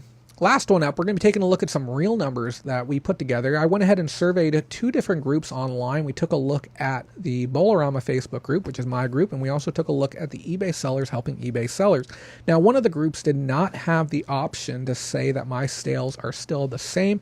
A couple of people logged their thoughts in the comments, and we went ahead and aggregated that information in as well. And now, like I said, we talked about how eBay sales are down 6% here domestically, even though GMV was down, but even though total value on eBay, total gross revenue, pre-GAAP, was up 1%. So when we look at the numbers as a whole, okay, 122 people surveyed said that their sales are down. Okay, that's using the old payments, and by old payments we mean PayPal. 19 people said that the old payments with the sales are still the same. 50 people said they're on the old payments and the sales are up. Managed payments, sales down was 1, and managed payment sales up was 4. So we look at the information as a whole. Now, obviously, there's going to be a bit of a bias. This isn't a super professional survey. It wasn't a super unbiased survey, but it certainly goes in line with a lot of the things that we are seeing throughout the week, throughout the month, throughout the quarter. A lot of us are experiencing this right now, and I guess there's some comfort in knowing now why that might be. I don't know. How much money are you going to throw at the wall to see an increase in your sales? I'm certainly not going to spend another penny on it, that's for sure. So that's all of our news for the week. We managed to get through the news in 1 hour. And I'll be honest with you, we don't have a whole lot else planned for tonight. I got my pickups tonight. We got some tiny bits. What do we got for tiny bits? eBay on taxes. This is quoted directly from their page. For those states that we are collecting tax, you do not need to take any action. There are no extra charges or fees for this service. Yeah, they added more states, basically, to the tax remittance thing that's going on. They said they're trying to flush out and get the rest of the taxes as well. On top of that, if you're a reseller and you have a reseller's license and license number, you can now submit that, which will allow you to purchase items through eBay without having to pay taxes. So big one up, big plus to eBay. Oh, my confetti's broken. Who broke my confetti? Here, we'll just do it a few times. That way there we go. So big one up to the resellers. I'm just watching the playback right now. So big one up to resellers who have their resellers license and numbers. You're going to be able to make purchases online without having to pay for tax. Coolly. But yeah, that's all the news for this week. And remember, guys, this is a dialogue. This is me and you. We can have some questions here. If you have any questions about any of the stories that we talked about tonight, you have any questions for me, feel free to ask them. Mindy, I think it's that time where we stop and do a little bit of a raffle. I think we have a couple of boxes left, and then we have a handful of pickups left. I know a lot of you are going to go run off and watch Game of Thrones right now, so we're going to do our best to get this buttoned up tonight. Mindy, do we have time to do our raffle this evening? I don't even know what to ask people either. I have no clue. Open random number generator. Mindy says, yep. Matthew says, how do you get your reseller's license? You're going to want to visit your local, I don't know. It depends on where you're at. I can't remember if you file it through, like in my town, I think you file it through City Hall. So you need to have I believe you have to have a business license to be able to get your reseller's license as well. It's a little bit expensive, but it's going to save you a lot of trouble on your taxes and such. It's going to be something you're going to need to get anyways. So yeah, definitely consult a tax professional regarding that. So guys, let's come up with a question for tonight. How much money was generated in ads for eBay? How much money did they make in Q1? How many millions of dollars did they make in Q1 in ads? That's the question that we're looking for. If you get it correct, you're going to win one of the lovely boxes that we have left here. Okay? It's Pat the Reseller. I got a feeling I know who that is. But yeah, if you guys have that answer, let me know. How many $1 million? Allie Twinkle! Congratulations to my newest patron for getting that right. Let's go ahead and randomly generate you a number. There's not many left, and I think they're all good. I think we only have 2 left. Generate a number. Can I do it? It's mirrored. 2. That's a good one. Hoo-ah! It's heavy. I don't know what's in it, though. So you're going to get the contents of this box if you want it. A lot of people haven't been claiming their stuff, and I don't blame them because, you know, shipping cost and whatnot. If you're a patron, you don't have to pay shipping cost. Or if you frankly don't want it, you don't have to take it either. A lot of these items are reject items, but there are some recalled items.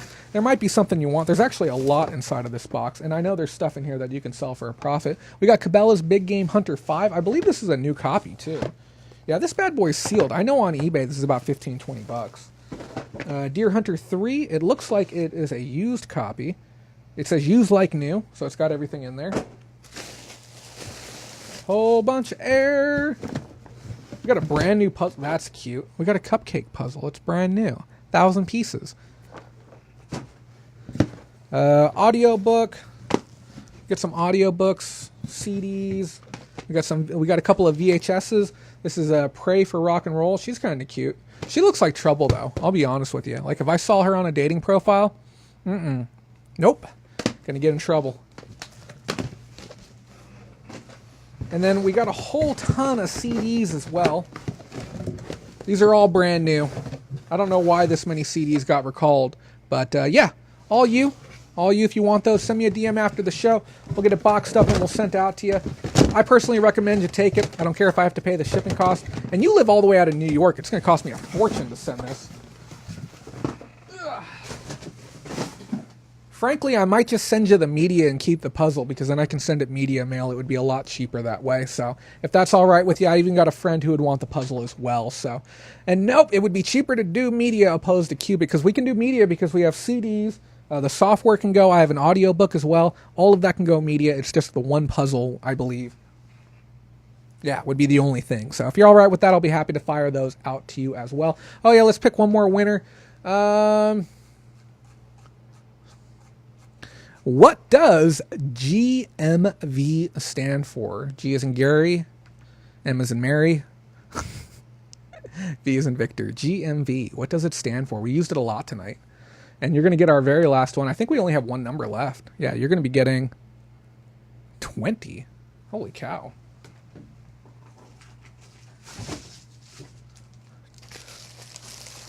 Jay, you're such a cupcake. I'm going to go ahead and give you that one, Adam, even though there's a typo in there. Gross market value is... Or nope, that is not right, actually. Nope, close. I don't know why I thought that was right.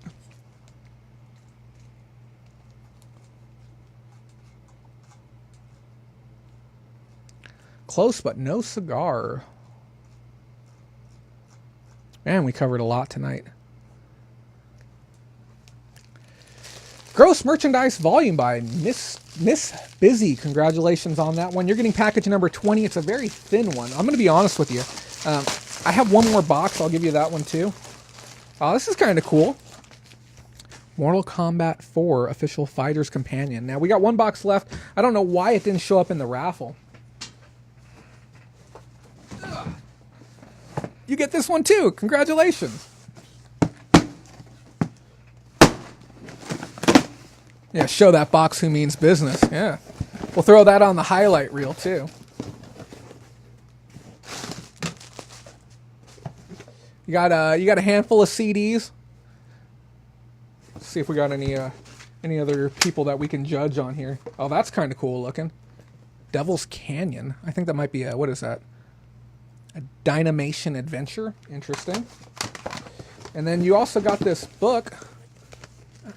Women love stuff like this. It's called Star Maps. I think it's an astrology book. I don't know. If you want it, send me a message. I'll fire it out to you. Cool. There we go. Oh, and we also have the Thrift Trader books. We need to start getting those out too.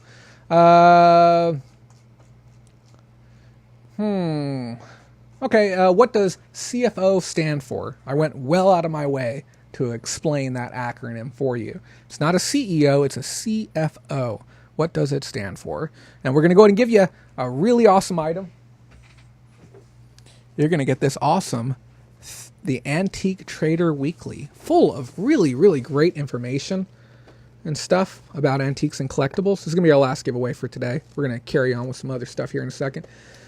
We got Chief Financial Officer Brian Wiley appears to be the first one to get it correct. This is really great too. Like, honestly, like, let me know what you think of it when you get it. Feel free to send us a message through our Facebook group. The link is somewhere. Find the link, send us a message through there, and we'll be happy to get this sent out to you. Congratulations. We have 2 more of these. We're going to give them out next week. We're going to save them for next week. Yeah. Officer, not operator. Oh, is there an error? Oh, there was an error. Who got it first? Mindy, Mindy, do you actually want it? We'll give you, Brian, we'll go in and give you one anyways, because I just said that you can have one, so I don't want to take that away from you. I misread that, but we have more of them, so we'll give you one, and then if Mindy wants one, she'll get one, okay? If she wants one, we'll give you one. Yes, you want one, okay, we'll send one to you, and then because you're a patron already, we're going to go ahead and give one to Dan as well, who is the next person to get one correct. So Dan, Wiley, and Mindy, all 3 of those, we'll go ahead and send those out. Send me messages on Facebook. You got 48 hours to do it. If you don't do it, I'm going to forget, okay? And then I'm not going to send them, okay? I'm being honest. 48 hours, remind me, get me that information, we'll send them out to you. So congratulations to all 3 of you. We got this one, and I'll be frank, I really wanted this space back. So we got this one, and if I'm late on shipping these out, it's because I'm busy reading them. And we got this one. If you are a patron, you do not pay shipping cost. If you aren't a patron, you will pay the exact cost that I pay. There's no markup or anything like that, okay? And then on top of that, guys, we're going to take a look at the items that I got this week. I'm going to warn you right now, I did not get much. I went to the swap meet one day this week, and for some reason, people do not set up on a day where it's going to be nearly 100 degrees. They wait until about 10 o'clock to set up on Saturdays. Mind blown. I don't know why, but I didn't find much while I was out there. It really wasn't my prerogative this week. I went out there to go shoot a vlog, and I recorded all the footage I needed here first. The basic stuff to build the story, to talk about what I was doing, everything you needed to know, and I was very excited about doing it too, because I talked about making a vlog episode for a while now, and I've wanted to very very efficiently take you with me as I went on this adventure. I wanted to be an interactive experience with you. So I shoot all the footage. I get in my car. I talk about, having my cup of coffee. I put it down. I take the first turn out of my driveway, and pow, there goes the cup of coffee all over the passenger seat. And I'm like, okay, these things happen. It's not a big deal. Okay. It's fine. Carry on. And this is what I tell people too. You know what's great about owning a 2005 Kia Sorento? You can dump an entire cup of coffee on the passenger seat. Doesn't matter. Doesn't matter at all. Now, if I had a 2018 nice, fresh, new car, 2020, dare I say, that would have been horrendous. That would have been the worst thing ever. Would have had to stop everything I was doing that morning and carry on. But I rounded that corner, it tipped over, and I said, okay, that's the thing that happened. I reached back, grabbed a chamois, threw it on the seat, mopped it around a little bit, and then just chucked it on the side. I drive all the way there, and I talk about the importance of making sure you have everything you need when you get there.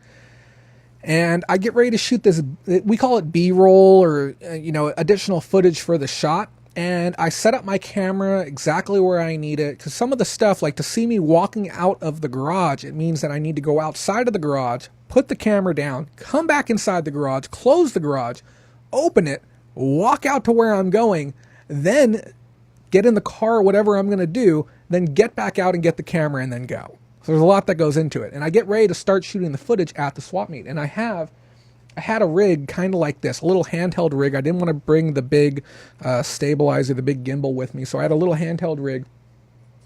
And as I'm getting out of the car, I start adjusting it, and it shears right off the top. My rig that holds my camera shears off, and I say, okay, that's a little frustrating, but I can deal with it. If there's a will, there's a way. And I go and I look for my glasses, my sunglasses, and they're missing as well. I'm like, okay, well, maybe they're inside of my backpack. And I open up the trunk where I was going to set the camera up to do the footage, and I go for my bag, and my bag's not there either. So I had this series of events that happened that kept me from filming out there. And it was a little bit frustrating, but I'll continue it next time I go out there. I still have all the original footage. I'll just make sure I wear the same shirt, and I'll do my best to shoot some quality footage for you of the swap meet. But I did manage to get a few items, so that's a thing. Let's see what we got. Sounds like a platinum. Cool. I promise Wade he will be first, he will be second. What are you guys talking about? Tony, I need you on my show one day. Oh, yeah. Cool. Yeah, definitely interact with each other. So, cool. We got just a few things, guys. Like I said, don't get your hopes up that much. First one up is we got a Super Pad 64. Now, it is missing the joystick. And you know what's crazy about this? When I bought this, I looked at the guy's booth and I asked him, I said, hey, are you like a reseller here in the area? Is this something you do? He's like, oh, nah, I got like storage, leftover storage unit stuff. And as I was looking at his stuff, I'm like, are you sure? I'm like, because there's a lot of stuff here that looks like reseller reject items. I'm like, you got a lot of mid-tier calculators, $10, $12, $15 calculators. You got some calculators here that aren't turning on. You got a bunch of scrappy video games, scrappy controllers, other little nonsense items. Are you sure that isn't what you do? He's like, no, this is just leftover stuff, yada, yada, yada. And I said, can you tell me if this works minus the joystick? Can you tell me that? He's like, oh, I just don't know. I don't know. I have no clue. And I took him at that face value. For what he was saying. And you know what happened today? I ran into him at a Collecticon. I went to a Collecticon, and I didn't just bump into him. He had a booth there. And he had probably about 100 video games and about 100 action figures and other collectibles set up there. This guy is a reseller. Daniel found him online as well, running ads in my area. It's unfortunate for him that our ads are going to absolutely devastate his bottom line. We're going to destroy any chance he has of continuing to generate revenue. And it's truly, truly unfortunate that he felt the need to lie to me. Because if he had been honest with me, I love befriending local resellers and working with them and helping establish and build that type of dialogue and seeing how we can help each other. But he bold-faced lied to me. And when I saw him today, I said, hey, don't I know you from somewhere? I'm like, have I ran into you at another convention? Are you somebody that I know from Fresno? He's like, oh, no, it was a swap meet yesterday. I'm like, that's what it is. That's right. You're not a reseller. Cool. Have a great day, okay? And I don't mean to be passive aggressive, but, don't lie to people. There's no reason. I talked with somebody else about the other day, too, the ethics of doing business. I do want to pause here real quick. Thank you again. Cheesehead Treasures. That's 2 weeks in a row with the $10 super chats. I truly do appreciate it. If you would like to reach out to us, we'd be happy to, compensate you some Patreon time. You come join our program, hang out with everyone within the group chat. But your continued support through super chats is truly, truly appreciated. And you're helping our ticker roll further up. Hopefully that number will reflect here shortly. If it hasn't, I've been trying not to watch it because it gives me a little anxiety. I know how far away we are from our goals still. Especially after last night's purchase of a $800 camera setup. But thank you again, Cheesehead, and feel free to send me a DM if you have any direct questions that you might have for me that you don't want to ask on air as well. I'll be happy to help you out.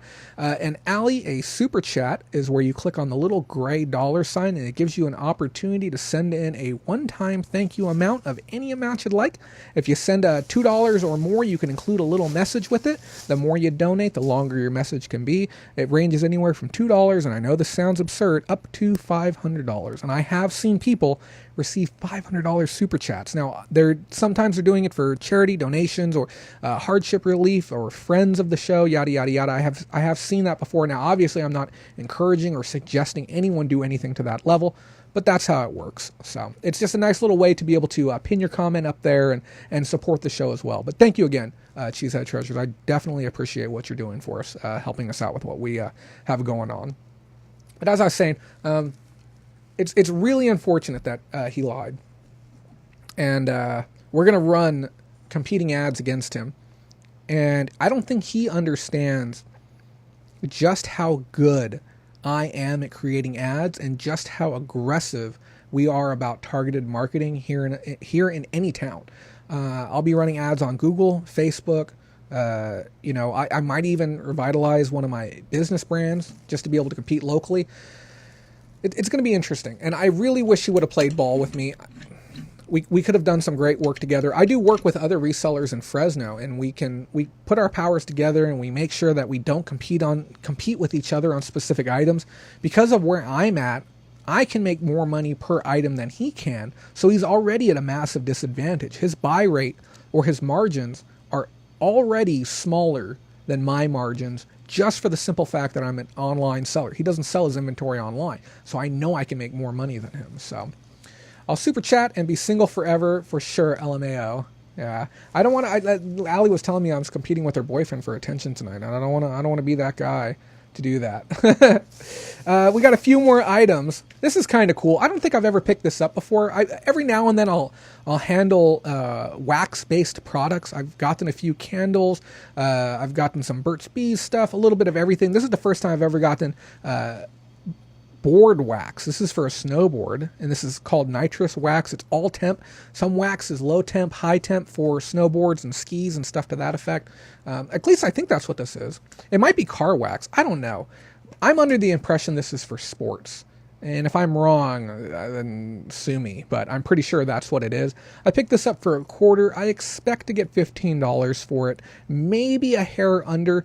And if it wasn't so cheap, I don't think I would have touched it. My threshold right now is between $13 and $15 on quarter items. If it's $1, I really need to get about $17 plus, maybe $17 to $19 on it, just because of shipping and fees and promoted and everything like that. Cool little item. First time I'd seen that lady out there. Oh yeah, I didn't finish up on this controller. What am I thinking?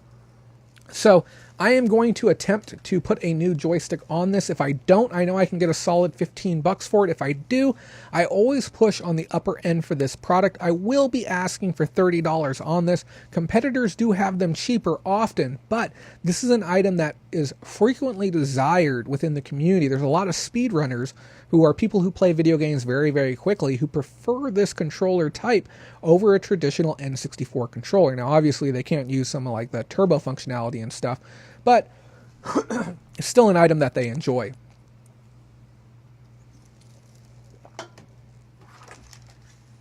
It's not the first time this item has been on the show either. Up next, we got an absolute ton of Cracker Jack toys. A ton of them. Now, I was immediately surprised to see full-size Cracker Jack toys again.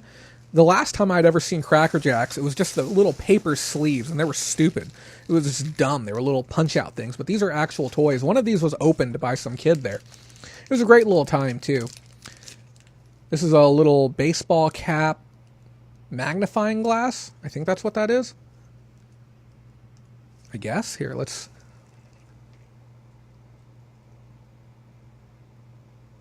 Whoa, you can see straight into my ear. That's kind of cool. So, a little magnifying glass baseball cap. Cool little piece, but yeah, they're all these, more robust prizes than some of the old stuff that I had seen. I don't know if it was because of a bigger item. This was marked year 2000. So I'm thinking there might be some money in these. I didn't pay much for them. I got all of this plus the next item I'm going to show you for $7 or $6. I got $7 for $1 on these. I think she may have miscounted, but I didn't care. She's been really good to me. She sold me a lot of stuff for great prices. When I was there, though, I had seen them, and what did I do? I started looking them up like an idiot. I should have started collecting them first, but I looked them up, which is a rookie move. Don't let your hands off the product while you're working on other things. Secure your product. Then start doing your research, and then if it's not good, then you can release your product. And what happens after I'm looking them up and I determine, yes, I do want to pull the trigger on this, I look over, and there's a mother and a son, and they're piling all of them up. They're just building this massive pile of them. And I've seen, some of the families, like, they'll handle the product, and they're not necessarily looking to buy it, and I wasn't sure if they were just playing with them, or the kid was just building a pile with the mom because it was something to do, because they were scattered inside of a bin of toys like these. There was maybe like 500 of the toys, and they're scattered around. And I wasn't sure if they were just lotting them together. And I said, hey, are you planning on buying those? And she's like, oh, I don't know. And I'm like, if you want to buy them, if you're buying them for your boy, I'm not going to stop you. But if you aren't, I was hoping to buy them all. I was hoping to do something. And then at this point, I hadn't established a price yet with the vendor, and I kind of didn't want her to say anything. And she looks over my shoulder and she's like, "Oh, I can do those 5 for $1." And I'm like, "Well, those are gone." I'm like, because there's no way that she's going to refuse that at 5 for $1. She's just going to buy them for her boy. And she's like, "No, you can take them. You can take them." I'm like, "Are you sure?" She's like, "Yeah, no, you can take them. Go ahead." Hey, family flips. That is Joe Rensing. Thank you so much for tuning in tonight, buddy. How are you doing? Hope you're doing well. Definitely check out his channel too. Oh, and thank you. I upgraded the shirts too. So I'm like, she says, "No, go ahead and take them." I'm like, "Really? Okay, cool." And I pull them to the other side, and they start counting them up and everything. And she comes up with the price for that and the next item I'll show you. And I was super taken aback by that. And the boy was digging through the toys, and all the toys were very cheap. So I whip out my money that I'm going to pay for this, and I hand the boy $1, and I'm like, "Hey, go ahead and get yourself some toys too." Because he was actually plucking some of the other ones out of the pile and helping me out. So I gave him $1, which, I always feel like, pass it along, help other people out, give him $1, let him get some toys. And, they were both happy with it. I was both happy with it. The vendor was happy. It's a win-win for everyone involved. Thank you so much, Lee, for the $5 super chat. We are making tracks tonight towards our totals. I really do appreciate that. Now, I also said earlier I was going to talk a little bit more about eBay Open and why the funding is important. A lot of the equipment that I'm getting is surprisingly expensive. I still have a lot of things left to get, but even just the cost of getting there and doing business. But most of the equipment is sorted out now. We have a new camcorder. We have multiple SD cards. A lot of that was funded previously through old Patreon funding. So I have a bunch of SD cards. Could use more. If you have large SD cards that you would like to donate to the production, we'd be happy to take them from you. 64 gigs or larger, we could definitely use those. But we have the mics set up. We have the mic for the camcorder, external mics set up. We have the computer, which we can hopefully upgrade before then, but there's no guarantees on that. And then we have lighting left to buy and a monopod left to buy as well. That's really going to assist with getting some of those high shots and some of the angles that we need to really showcase the entire experience as a whole. So, yeah. That's where a lot of that is going, is for equipment, but the equipment is perpetually going to stay with the company. We're also going to be selling and liquidating off old assets to help fund this as well. So we're going to be retiring 4 cameras. If you're a content creator who needs a basic camcorder, reach out to me. Otherwise, we're going to be going for the max value online. But we're going to be retiring old cameras, old tripods we're going to be retiring as well that just aren't up to the standard to be able to take with us to eBay Open. We really want to capture the experience in 1080p all the way up to 4K, stabilizers and everything. And the new camera is amazing. It's really going to be a powerful tool while we're out there. We also have to cover our internet cost because we have to bring our own internet with us to be able to stream efficiently. We're going to be doing 15 streams that we have planned for you out there at eBay Open. So if you are unable or uninterested in going, you will be getting the mobile experience, hopefully the mobile experience through me. I haven't been cleared to film the actual events, but I will be in every single panel. I will sit in, take notes, and provide instant coverage the moment the panel ends. So that's kind of your little TLDR on that. And thank you again to Lee for contributing to that. Let me take a look at some of these comments. Thank you to everyone for subscribing to other content creators too. And then I also want to point out, too, I didn't mention this earlier, our sponsor tonight is PrairieGrit. They wanted me to make sure that you know that they have a YouTube page. They said search for them on YouTube. The owner, Sean Herrick, is producing brand new content right now. He put out a video, really fun video. I appreciate the effort that went into it, of him and his family going out and yard selling, looking for oversized items and talking about how you can make great money on oversized items. So if you want to get a little bit more of a personal relationship with him and kind of see what he's doing, definitely subscribe to his channel. I think there's a chance he's going to pop in here within the next few minutes, but we'll see. So yeah, check him out. And if you haven't heard about PrairieGrit, there's a link right there. You can get your first month for free to be able to sell on the platform. Unlimited sales, one final price that you pay each and every month. No final value fees, no promoted listings. They don't compete with their sellers. It's a pretty cool platform worth checking out. And it doesn't cost you anything too the first month. I can't stress this enough. You pay nothing. 30 days you can go over there and sell, and you can import all your stuff from eBay too. But they wanted me to let you know about their YouTube channel tonight. That was the big thing. Go check them out. Go subscribe to them. They're pretty cool. And thank you, Chris, for that. I'll definitely do my best to fire you a message. I don't know if you're going to be on the the group call after this, but if you're on the group call, definitely jump in there and chat with you about that as well. And yes, Pam is 100% correct. Everyone should be in our Facebook group and commenting and enjoying the experience. Key Webco just sold a website setup. And here's the thing too. I want to give a shout out to Key Webco. And I know I'm shouting out a lot of people right now, but this guy does work. And there's not a lot of people that I can really say that about, but he does work. If you're interested in getting a smaller professional website, and I don't mean smaller in a derogatory term, I mean smaller in the sense that some of these massive websites can be super overwhelming, and there's so much to do and manage and maintain. If you're looking to get your feet wet and you want something, you know, to entry level for e-commerce and something to host your Amazon, your eBay store, and this, that, and the other, and you're looking for something to kind of just get your feet wet with owning a website, he really is the guy to talk to. And you can visit any one of his brands, his Key Webco brands. Feel free to leave a link in the comments, and he can definitely drive you in the direction. Rusted Raccoon says he's looking for something. He can drive you in the direction and show you some really cool assets. He showed me some cool tools that I want to utilize. I just don't have time to utilize. And yes, he is a perfectionist. He has a ton of energy. So reach out to him. Great guy. And thank you again for the $2 super chat. So now with that lady, and you know, I missed a comment. I saw Jan commented. What's so funny is that you're the nicest guy ever. That guy really blew it. Yeah, he did. He really did, because I have great contacts in this town that I'm working with so far, and we have done fantastic business together. And it's just it's a darn shame that I am, you know, well, I don't want to say intentionally, but you know, those who work with me, we're going to have great business together, and we're going to be able to work with each other and bounce ideas off each other. And those who are lying to me are essentially positioning themselves to be working against me. Okay. And it's a shame when people do that, because I will unintentionally destroy their ability to make a livelihood locally for that. Speak of the devil, the one and only Sean Herrick of PrairieGrit.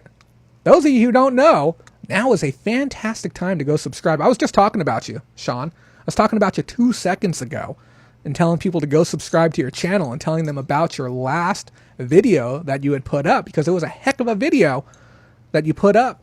And like I said, you really do put in effort where other people are not putting in effort.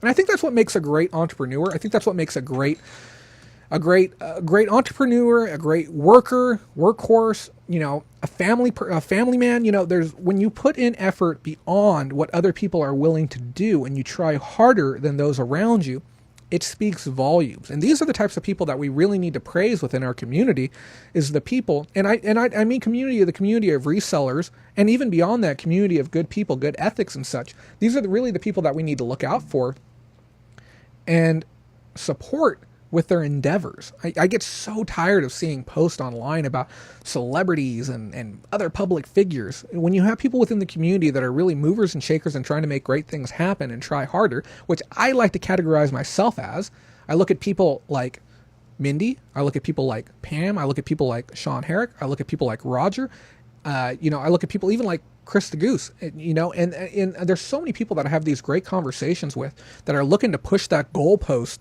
further and further and further of what is capable and what is possible. I love seeing it. And these are the people that we need to support, these people within our community and ecosphere. You know, I do want to thank you, Sean, so much for the 70 brand new record, $70 super chat tonight. It is truly appreciated. And look at that. Pushed us up into the 300s. Holy cow. We are making some traction. We are more than 1/10 of the way there. Fantastico. Special thank you to you again, Sean. As always, you know, we talk all the time. I appreciate everything you do. I appreciate what you do for the community. And I know I haven't said that to you personally before, but thank you so much for all that you do. Cause it's important. You're doing the work that other people simply don't want to do. And I think me and you are kind of in the same boat on that one as well. Yeah. And I know there's so many, great suggestions for the site. And I really want to create a place where maybe we can start hearing some more of those suggestions, because Sean is a very flexible guy, especially for things that don't cost him any money. So if you have some great ideas that you think could benefit the site, I see Rusted Raccoon saying, you know, highlight some of your sellers. Yeah, we definitely want to do that. Ooh.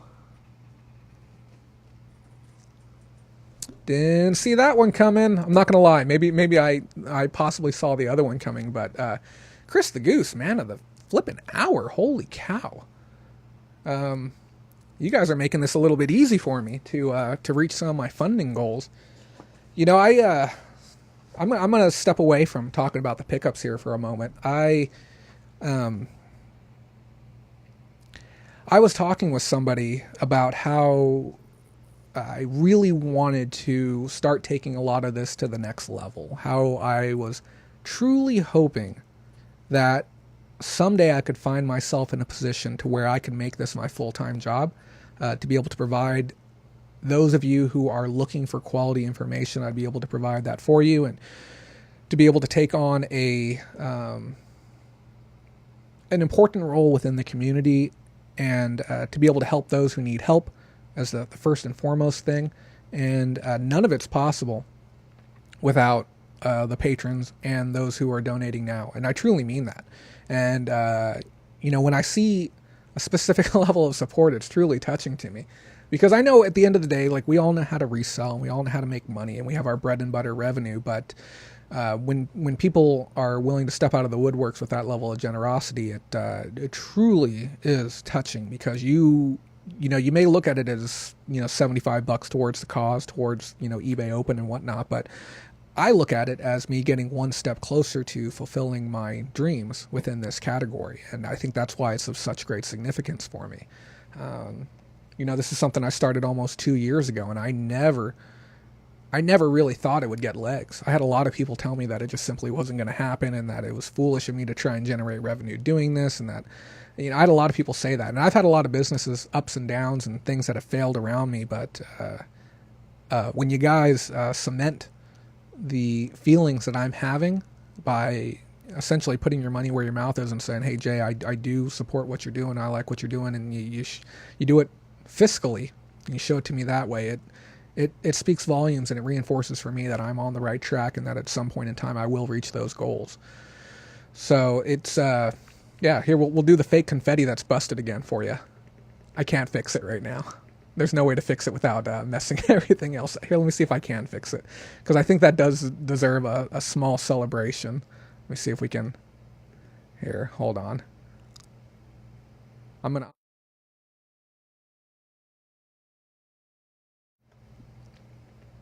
There it is. Thank you so much, Chris the Goose. Thank you so much, Sean Herrick of PrairieGrit. It is beyond touching, because it's been hard, guys. And I don't ever really, like, I'll mention the work that goes into it. I'll say, X amount of hours, 10 hours, 15 hours, 20 hours, whatnot. But I don't think that anyone really can wrap their head around it. It's not as simple as just turning on the camera and starting a live stream and having a couple of guests on and just talking about reselling. These shows are hard, and it's not 10 or 15 hours of me like watching movies and putting together stuff on the side and doing this, that, and the other. It's watching news reports, listening to shareholder calls, digging up research for stories. And I have 15 pages of notes here in front of me that I read as well. And to know that, and I know I'm probably rambling on the topic, but it really helps. It really does. Because right now I'm bleeding money every single week, with the hopes that I can make this profitable by the end of the year. And I haven't talked about that. The show is, we're now at the point where the show itself is self-sustaining, but I'm not really, even making minimum wage. So it's one of those things that by the end of the year, I'm hoping that I can get to that point where this is just what I can do 40 hours a week. I can commit all my time to it. Maybe we can even hire a writer, hire an editor, and really be able to take the production further. Because right now, editor, producer, writer, filmographer, control man, everything. It's a lot of roles to take on. It's a lot of things to do. And I can promise you that once we hit those funding tiers to where there's enough money coming in, I will hire staff. The show will get better. The show will get sharper. And it's all because of your guys' support. So thank you to both of you guys again. I can't say enough nice things for you. Looking through the comments real quick. Yep. I'm just agreeing with all the fantastic things that I see here. This is the support you get with 30 viewers. Wait till you have 300. Some of these other creators, they just pull in these massive numbers, and kudos to them. And I was talking with somebody about it last night who really hit on some key points. And you know who you are. Thank you for the dialogue that was shared last evening. But there is a bit of a dichotomy between certain channels. And I said that each person's going to find the place that they want to be and the place where they feel most comfortable, and they're getting the information that they enjoy, and things that make them want to be here. So we'll leave that at that. But thank you again to everyone. And I can see the comments below, and everything else looks like it's just on par with that. So thank you. Let's take a look at our last 2 items. We only got 2 more items to go, and then we'll go into story time for the evening, even though we've told some stories already. I picked up this Spyro thing. I didn't even play with. Oh, that's cute. I picked up this Spyro flappy batty thing. Super cute. And here's the thing too. Next week, guys, right now you're seeing everything in 720p resolution. Next week, we should be in 1080p. So everything's going to be even crisper than this. And I get to remake all the stuff. Those of you, I'll save it for a second, but I didn't look this thing up. I don't even know where it's from. It says Universal 2000. Spyro is just a valuable IP, especially if you get the older toys. I've seen certain Spyro toys go for $60, $70. Now, I'm not saying that this is what this is going to be worth. It's probably some type of kids meal toy. I would say maybe Arby's might be the type of brand that would grab this type of thing, and it would also explain why I haven't seen many of them, because no one eats Arby's. But this is the type of item that would probably still fetch $10 to $15, but I wouldn't be surprised if it was higher. I didn't look it up because I only paid $1 for it. Whenever I can get stuff like this, I know I can throw it out at a convention table, or I can throw it at a yard sale. I can make a quick $5-10 on it, so I don't really fret it. If it's worthless online, it goes straight to the yard sale bin. I keep bins of quality yard sale items off on the side, because you never know. Maybe you want to cash out and make that extra $500 or $1,000, so it's just good to have that stuff there as well. Last item. I asked the guy if he would take $3, and this is why I try and negotiate with people. Daniel, like I said, gives me all kinds of heat for trying to negotiate with people. This is Trivial Pursuit Greatest Hits, and I paid $5 for this. It's on Amazon right now. Fair rank, nothing too sexy. Fair rank, but it's $45 on there, so I'll make some bucks on it. It's completely sealed. It's going to need a gentle wipe down. It has a very small tear here on the front. And I know some of you guys are super particular about sending in new items. And I've heard other resellers say it too. If it isn't perfect, it's not new. Well, guess what? I'm sending that in as new to Amazon. I do it all the time. Don't care. Don't have issues. If something arises, I'll blame Amazon. They'll take the fault for it. But if a customer gets that, and that little itty bitty bit of shrink wrap is the reason that they claim that it's not new, you got a problem customer on your hands. You don't have an issue with the platform, and you don't have an issue with the product. Miss Busy says, Jay, why does no one eat at Arby's? Someone tell me I still do. I'm so hungry I could eat at Arby's. It's a joke from Simpsons. It's like a way back joke, and I just kind of perpetuate the narrative that no one eats there. Arby's is fine, I suppose, but I don't think I can remember the last time where I've sat back and said, you know what? I'm craving some Arby's tonight. I can't even say it with a straight face. That's how far off base that type of statement is. But back on this Trivial Pursuit right here. I had asked the guy last time if he would take $2 instead of $3 on an item. He told me no. So I already knew I didn't have much budging. I remember how the event went now. I was thinking to myself, I'm like, man, I want to ask him if he'll take, I would normally ask if he would take $3, but I know he's a firm negotiator. He will not take $3. So I'm going to split the difference right off the bat. I'm going to see if he'll do $4. And I'm going to hit him with my sassiest one yet. I'm going to hit him with the goods when I ask him. I look at him like, here, I'll look dead into the camera. I'm like, hey, you take $4? And I really like, take $4? He looks back at me. He's like, no, not a chance. I'm taking $5. If you don't want it. And this is This comes from the experience knowing like if I offer 3, I'm just going to upset him a lot. If I offer 4, there's a chance I could save $1, but I'm still going to take it at 5. And as soon as he does it, I'm like, okay, fine. I'll pay your $5. No problem. Nope. No hard feelings. Here you go. I hand him the $5 bill and I just leave it at that.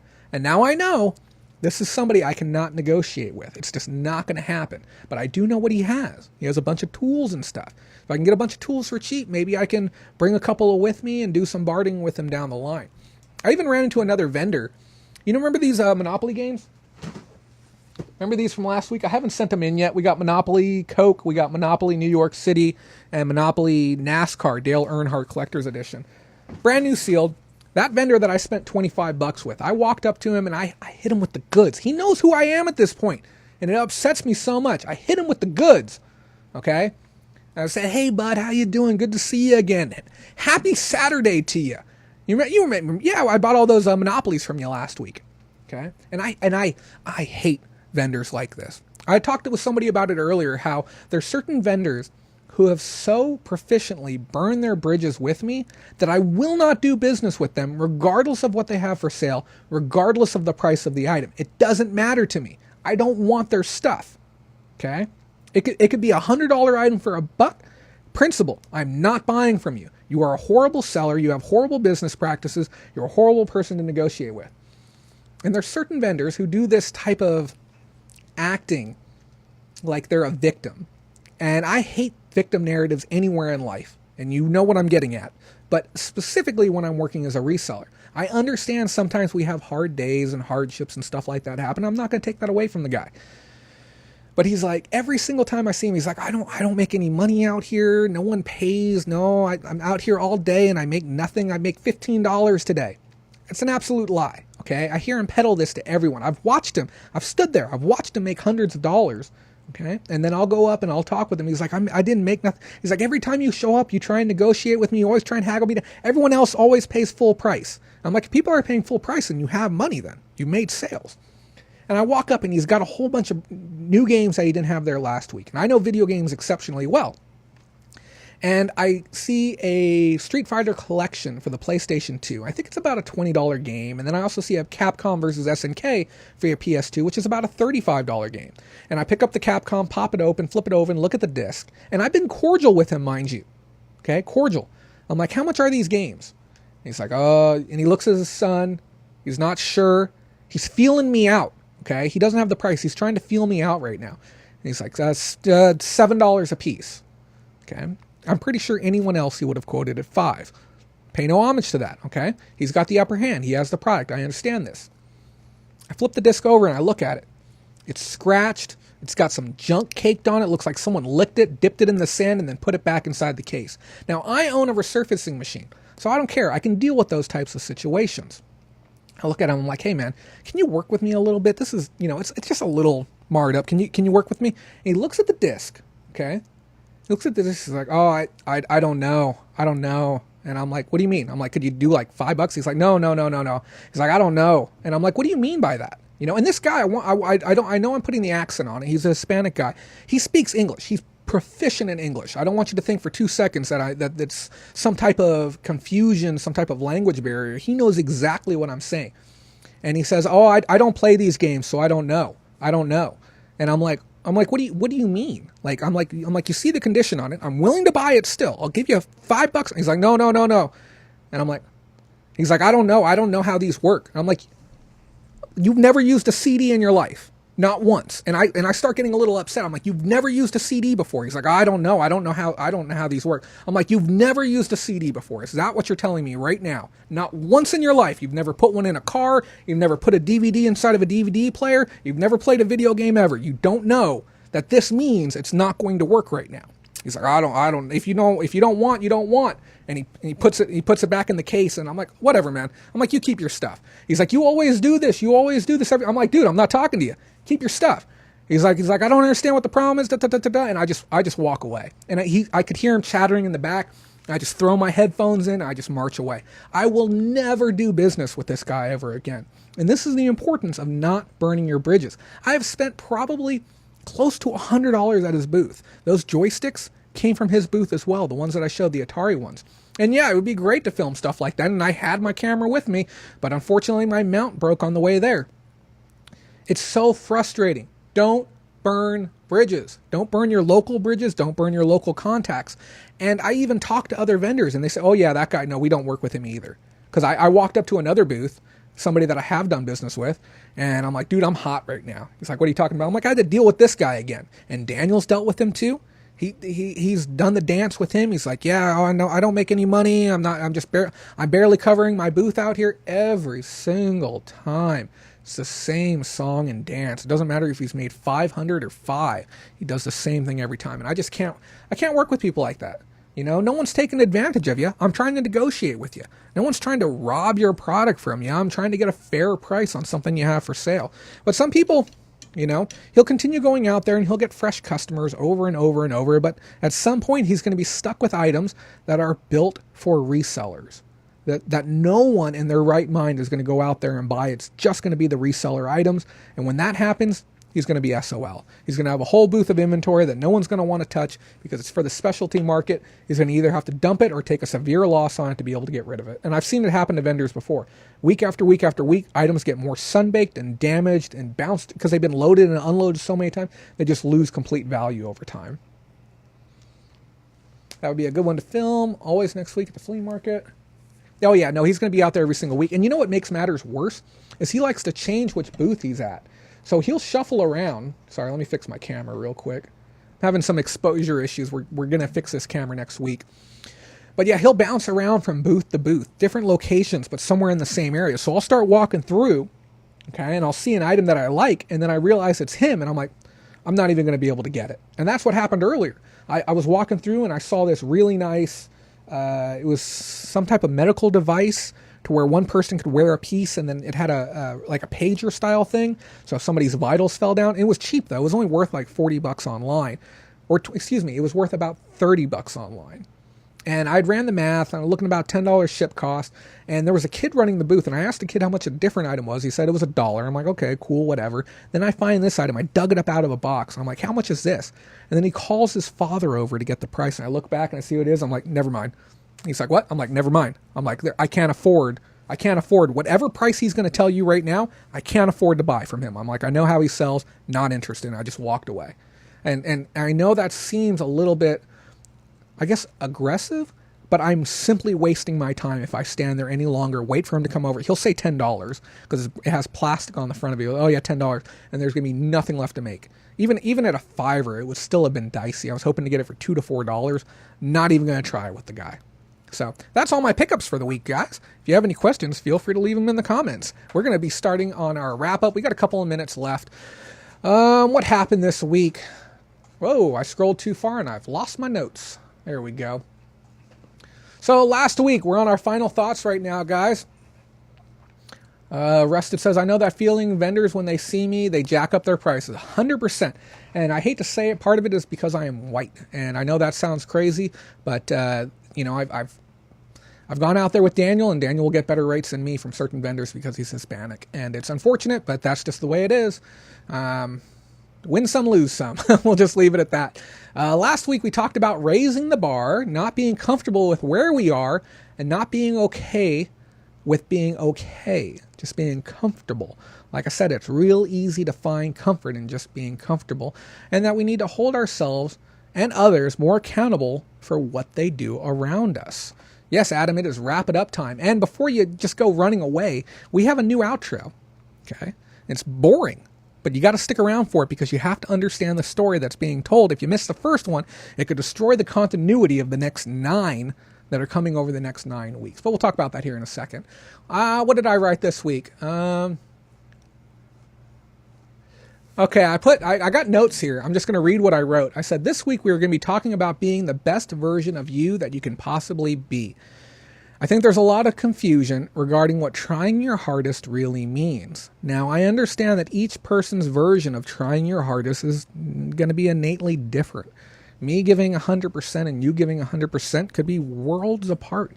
Have you ever seen somebody and you know they give you that saying where they say, I'm trying my hardest, I'm doing my best, and you look at it and you might get really frustrated because you know you can do it 10 times better or 10 times faster. And it's important to understand where our own ability falls on those types of scales. You know, sometimes we'll be in a position where we will say we are trying our hardest and doing our hardest simply because we don't know any different. We don't know what's capable until we've actually done it. And sometimes we don't know what's capable until we've seen other people do it. I mean, there was a long period in time where a 4-minute mile had never been ran. And people had, had postulated that it could be possible to go and do a 4-minute mile.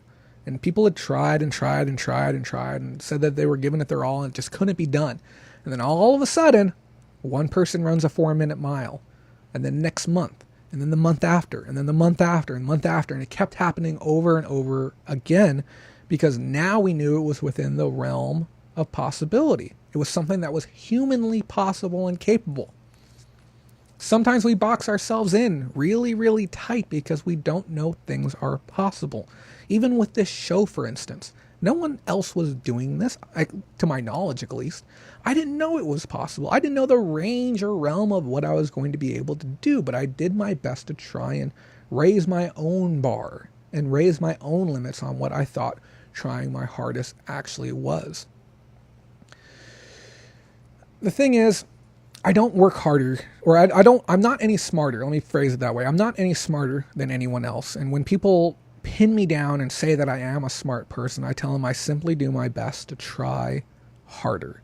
I try and do more. I try and put in more hours, and I try and, just be the best version of me that I can be in all categories.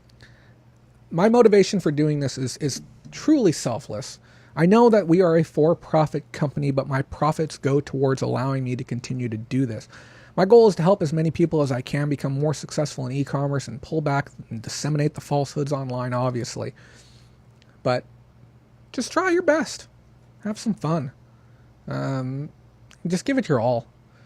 I also wanted to touch base on the outro before we get to it. And thank you for the comment as well, Lee, about the shirt. I appreciate it. And yes, Mindy, we are over $400. Thank you so much again to everyone who super chatted tonight. It means the world to me. We got a new outro. Because remember what I said, we're retiring the old one. We're getting rid of the duckening, as I called it, D-U-C-K-inning, and in lieu of a new one. Because it's important. It's important that we have new content every week, and I want to keep it fresh. Those of you who don't know, our outro was ran 10 weeks in a row with revisions each and every week. For the most part, the idea was flushed out a little bit as we carried on. Oh, and just so you guys know, I actually have to, I believe I am required to continue my stream until these chats fall off. I think that's part of how the super chats work. So we're going to stay on for a few more minutes. I'm not going to close up completely here. So I'll explain the outro, and we're going to be taking questions right now. So if you have any questions regarding anything that was talked about on the show, or if you have any questions for me, on topic or off topic, I am open for them. We will stay on air for probably another 5 or 10 minutes until those fall off, because it's YouTube policy. I forgot to mention that. I'm fixing my camera again. So sorry, guys. We'll have that fixed by next week. But yeah, the outro, every week it's going to get additional revisions, and we will be telling a story with the outro. Last week's was the story of a duck who was insistent on everyone joining Patreon. That was his goal, and we didn't flush that idea out until a little bit later. But I went into filming today. I actually shot everything for the outro today, and there's a lot that's going into it, a lot of things that you won't see coming, I guess. So week one, we're essentially laying down the foundation for the outro, and then I will be adding more edits to it down the line. I did take a ton of time this week and learn a lot more editing techniques. If you have any edits or suggestions or things that you would like to see in the outro, you can ask me, and I will see to it that they get put in there, because why not? We have space for it. If you'd like to see things put in. Last time it was the duck. This time around, I'm not going to tell you who is going to be making an appearance in the outro, but it's going to be interesting to say the least. Let's take a look at some of these comments.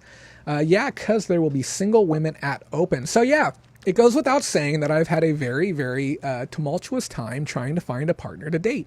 Those of you who are following me on Facebook have seen some of the hilarious posts that I've been putting up. If you aren't following me on Facebook, I strongly suggest you do so. I had an incident the other day that I said that I would expand upon on air if people wanted me to, and I know you guys did. So I went on this date with this woman. Let me rephrase that. I went on this date with this girl the other day, and we went to a restaurant. She drove. We were on a first date.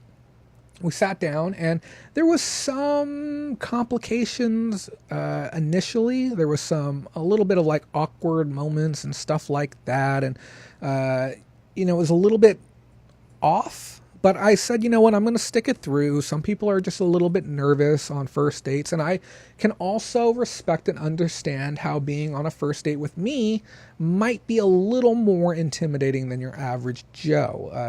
I understand that talking with people who speak very well, if you're not used to that type of discourse with others, can be challenging. So I just, I decide, I'm like, okay, that's fine. It's fine. Let it be. Food came out, we ate, we talked.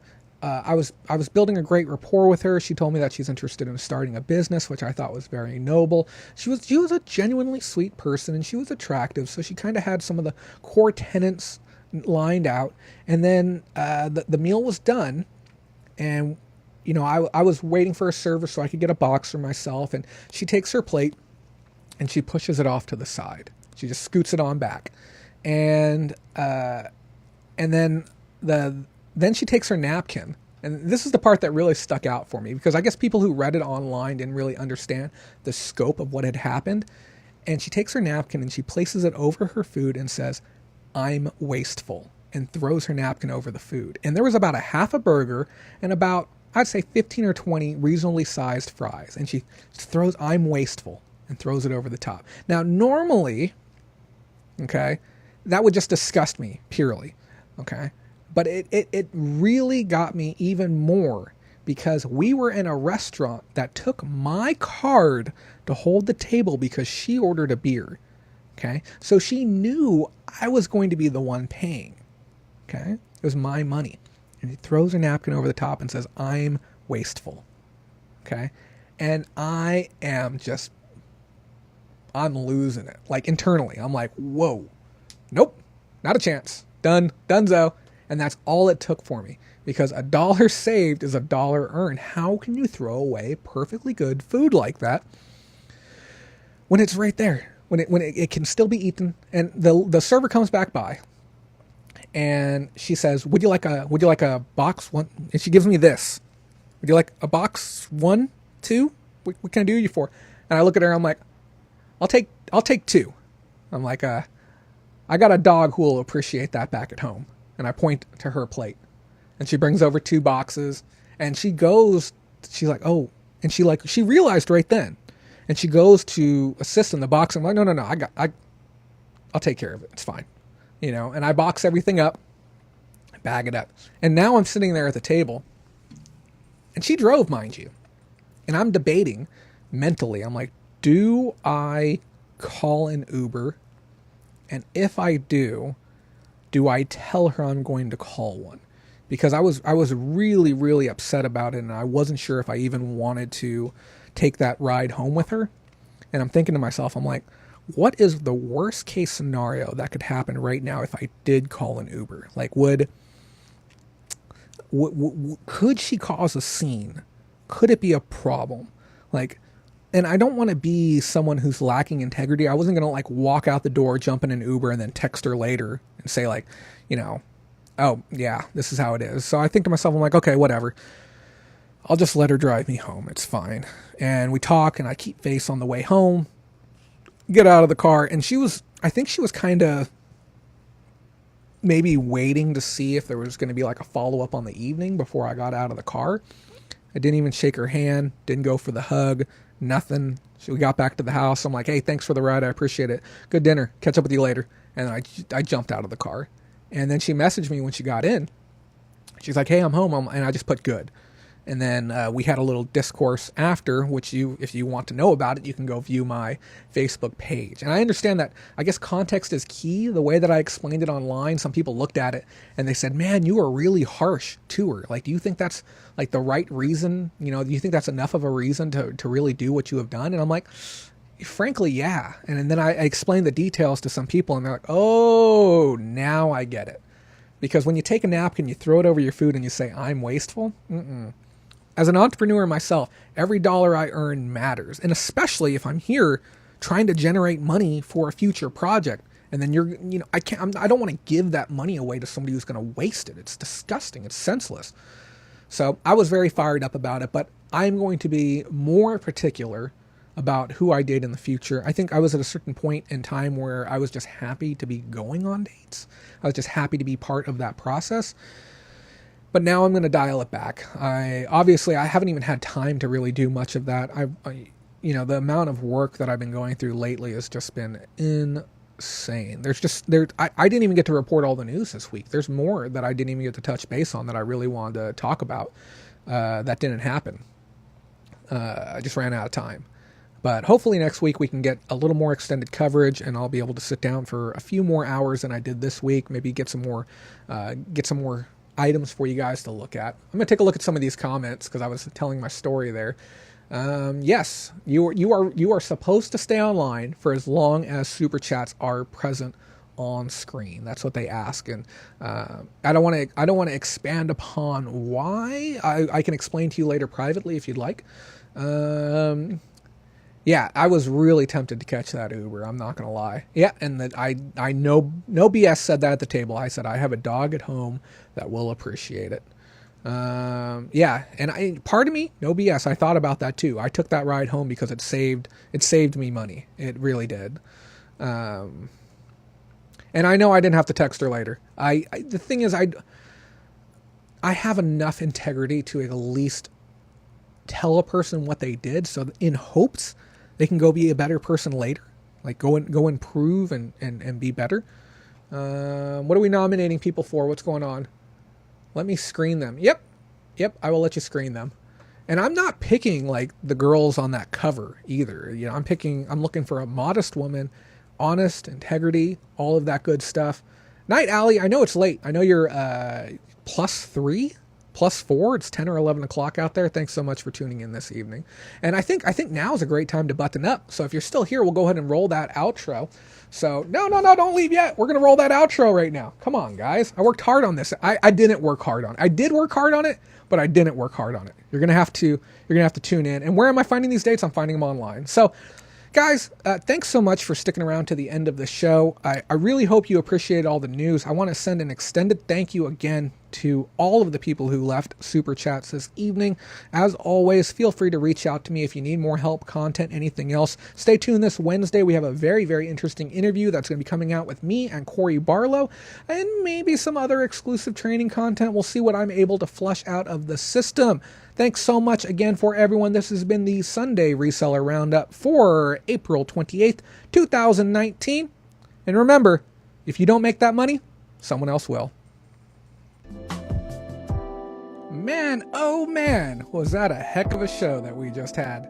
And I know what you're probably thinking. You're like, Jay, you were just here a second ago. You said you were going to roll the outro and we're still talking. Why are we still talking if you said you were going to do the outro?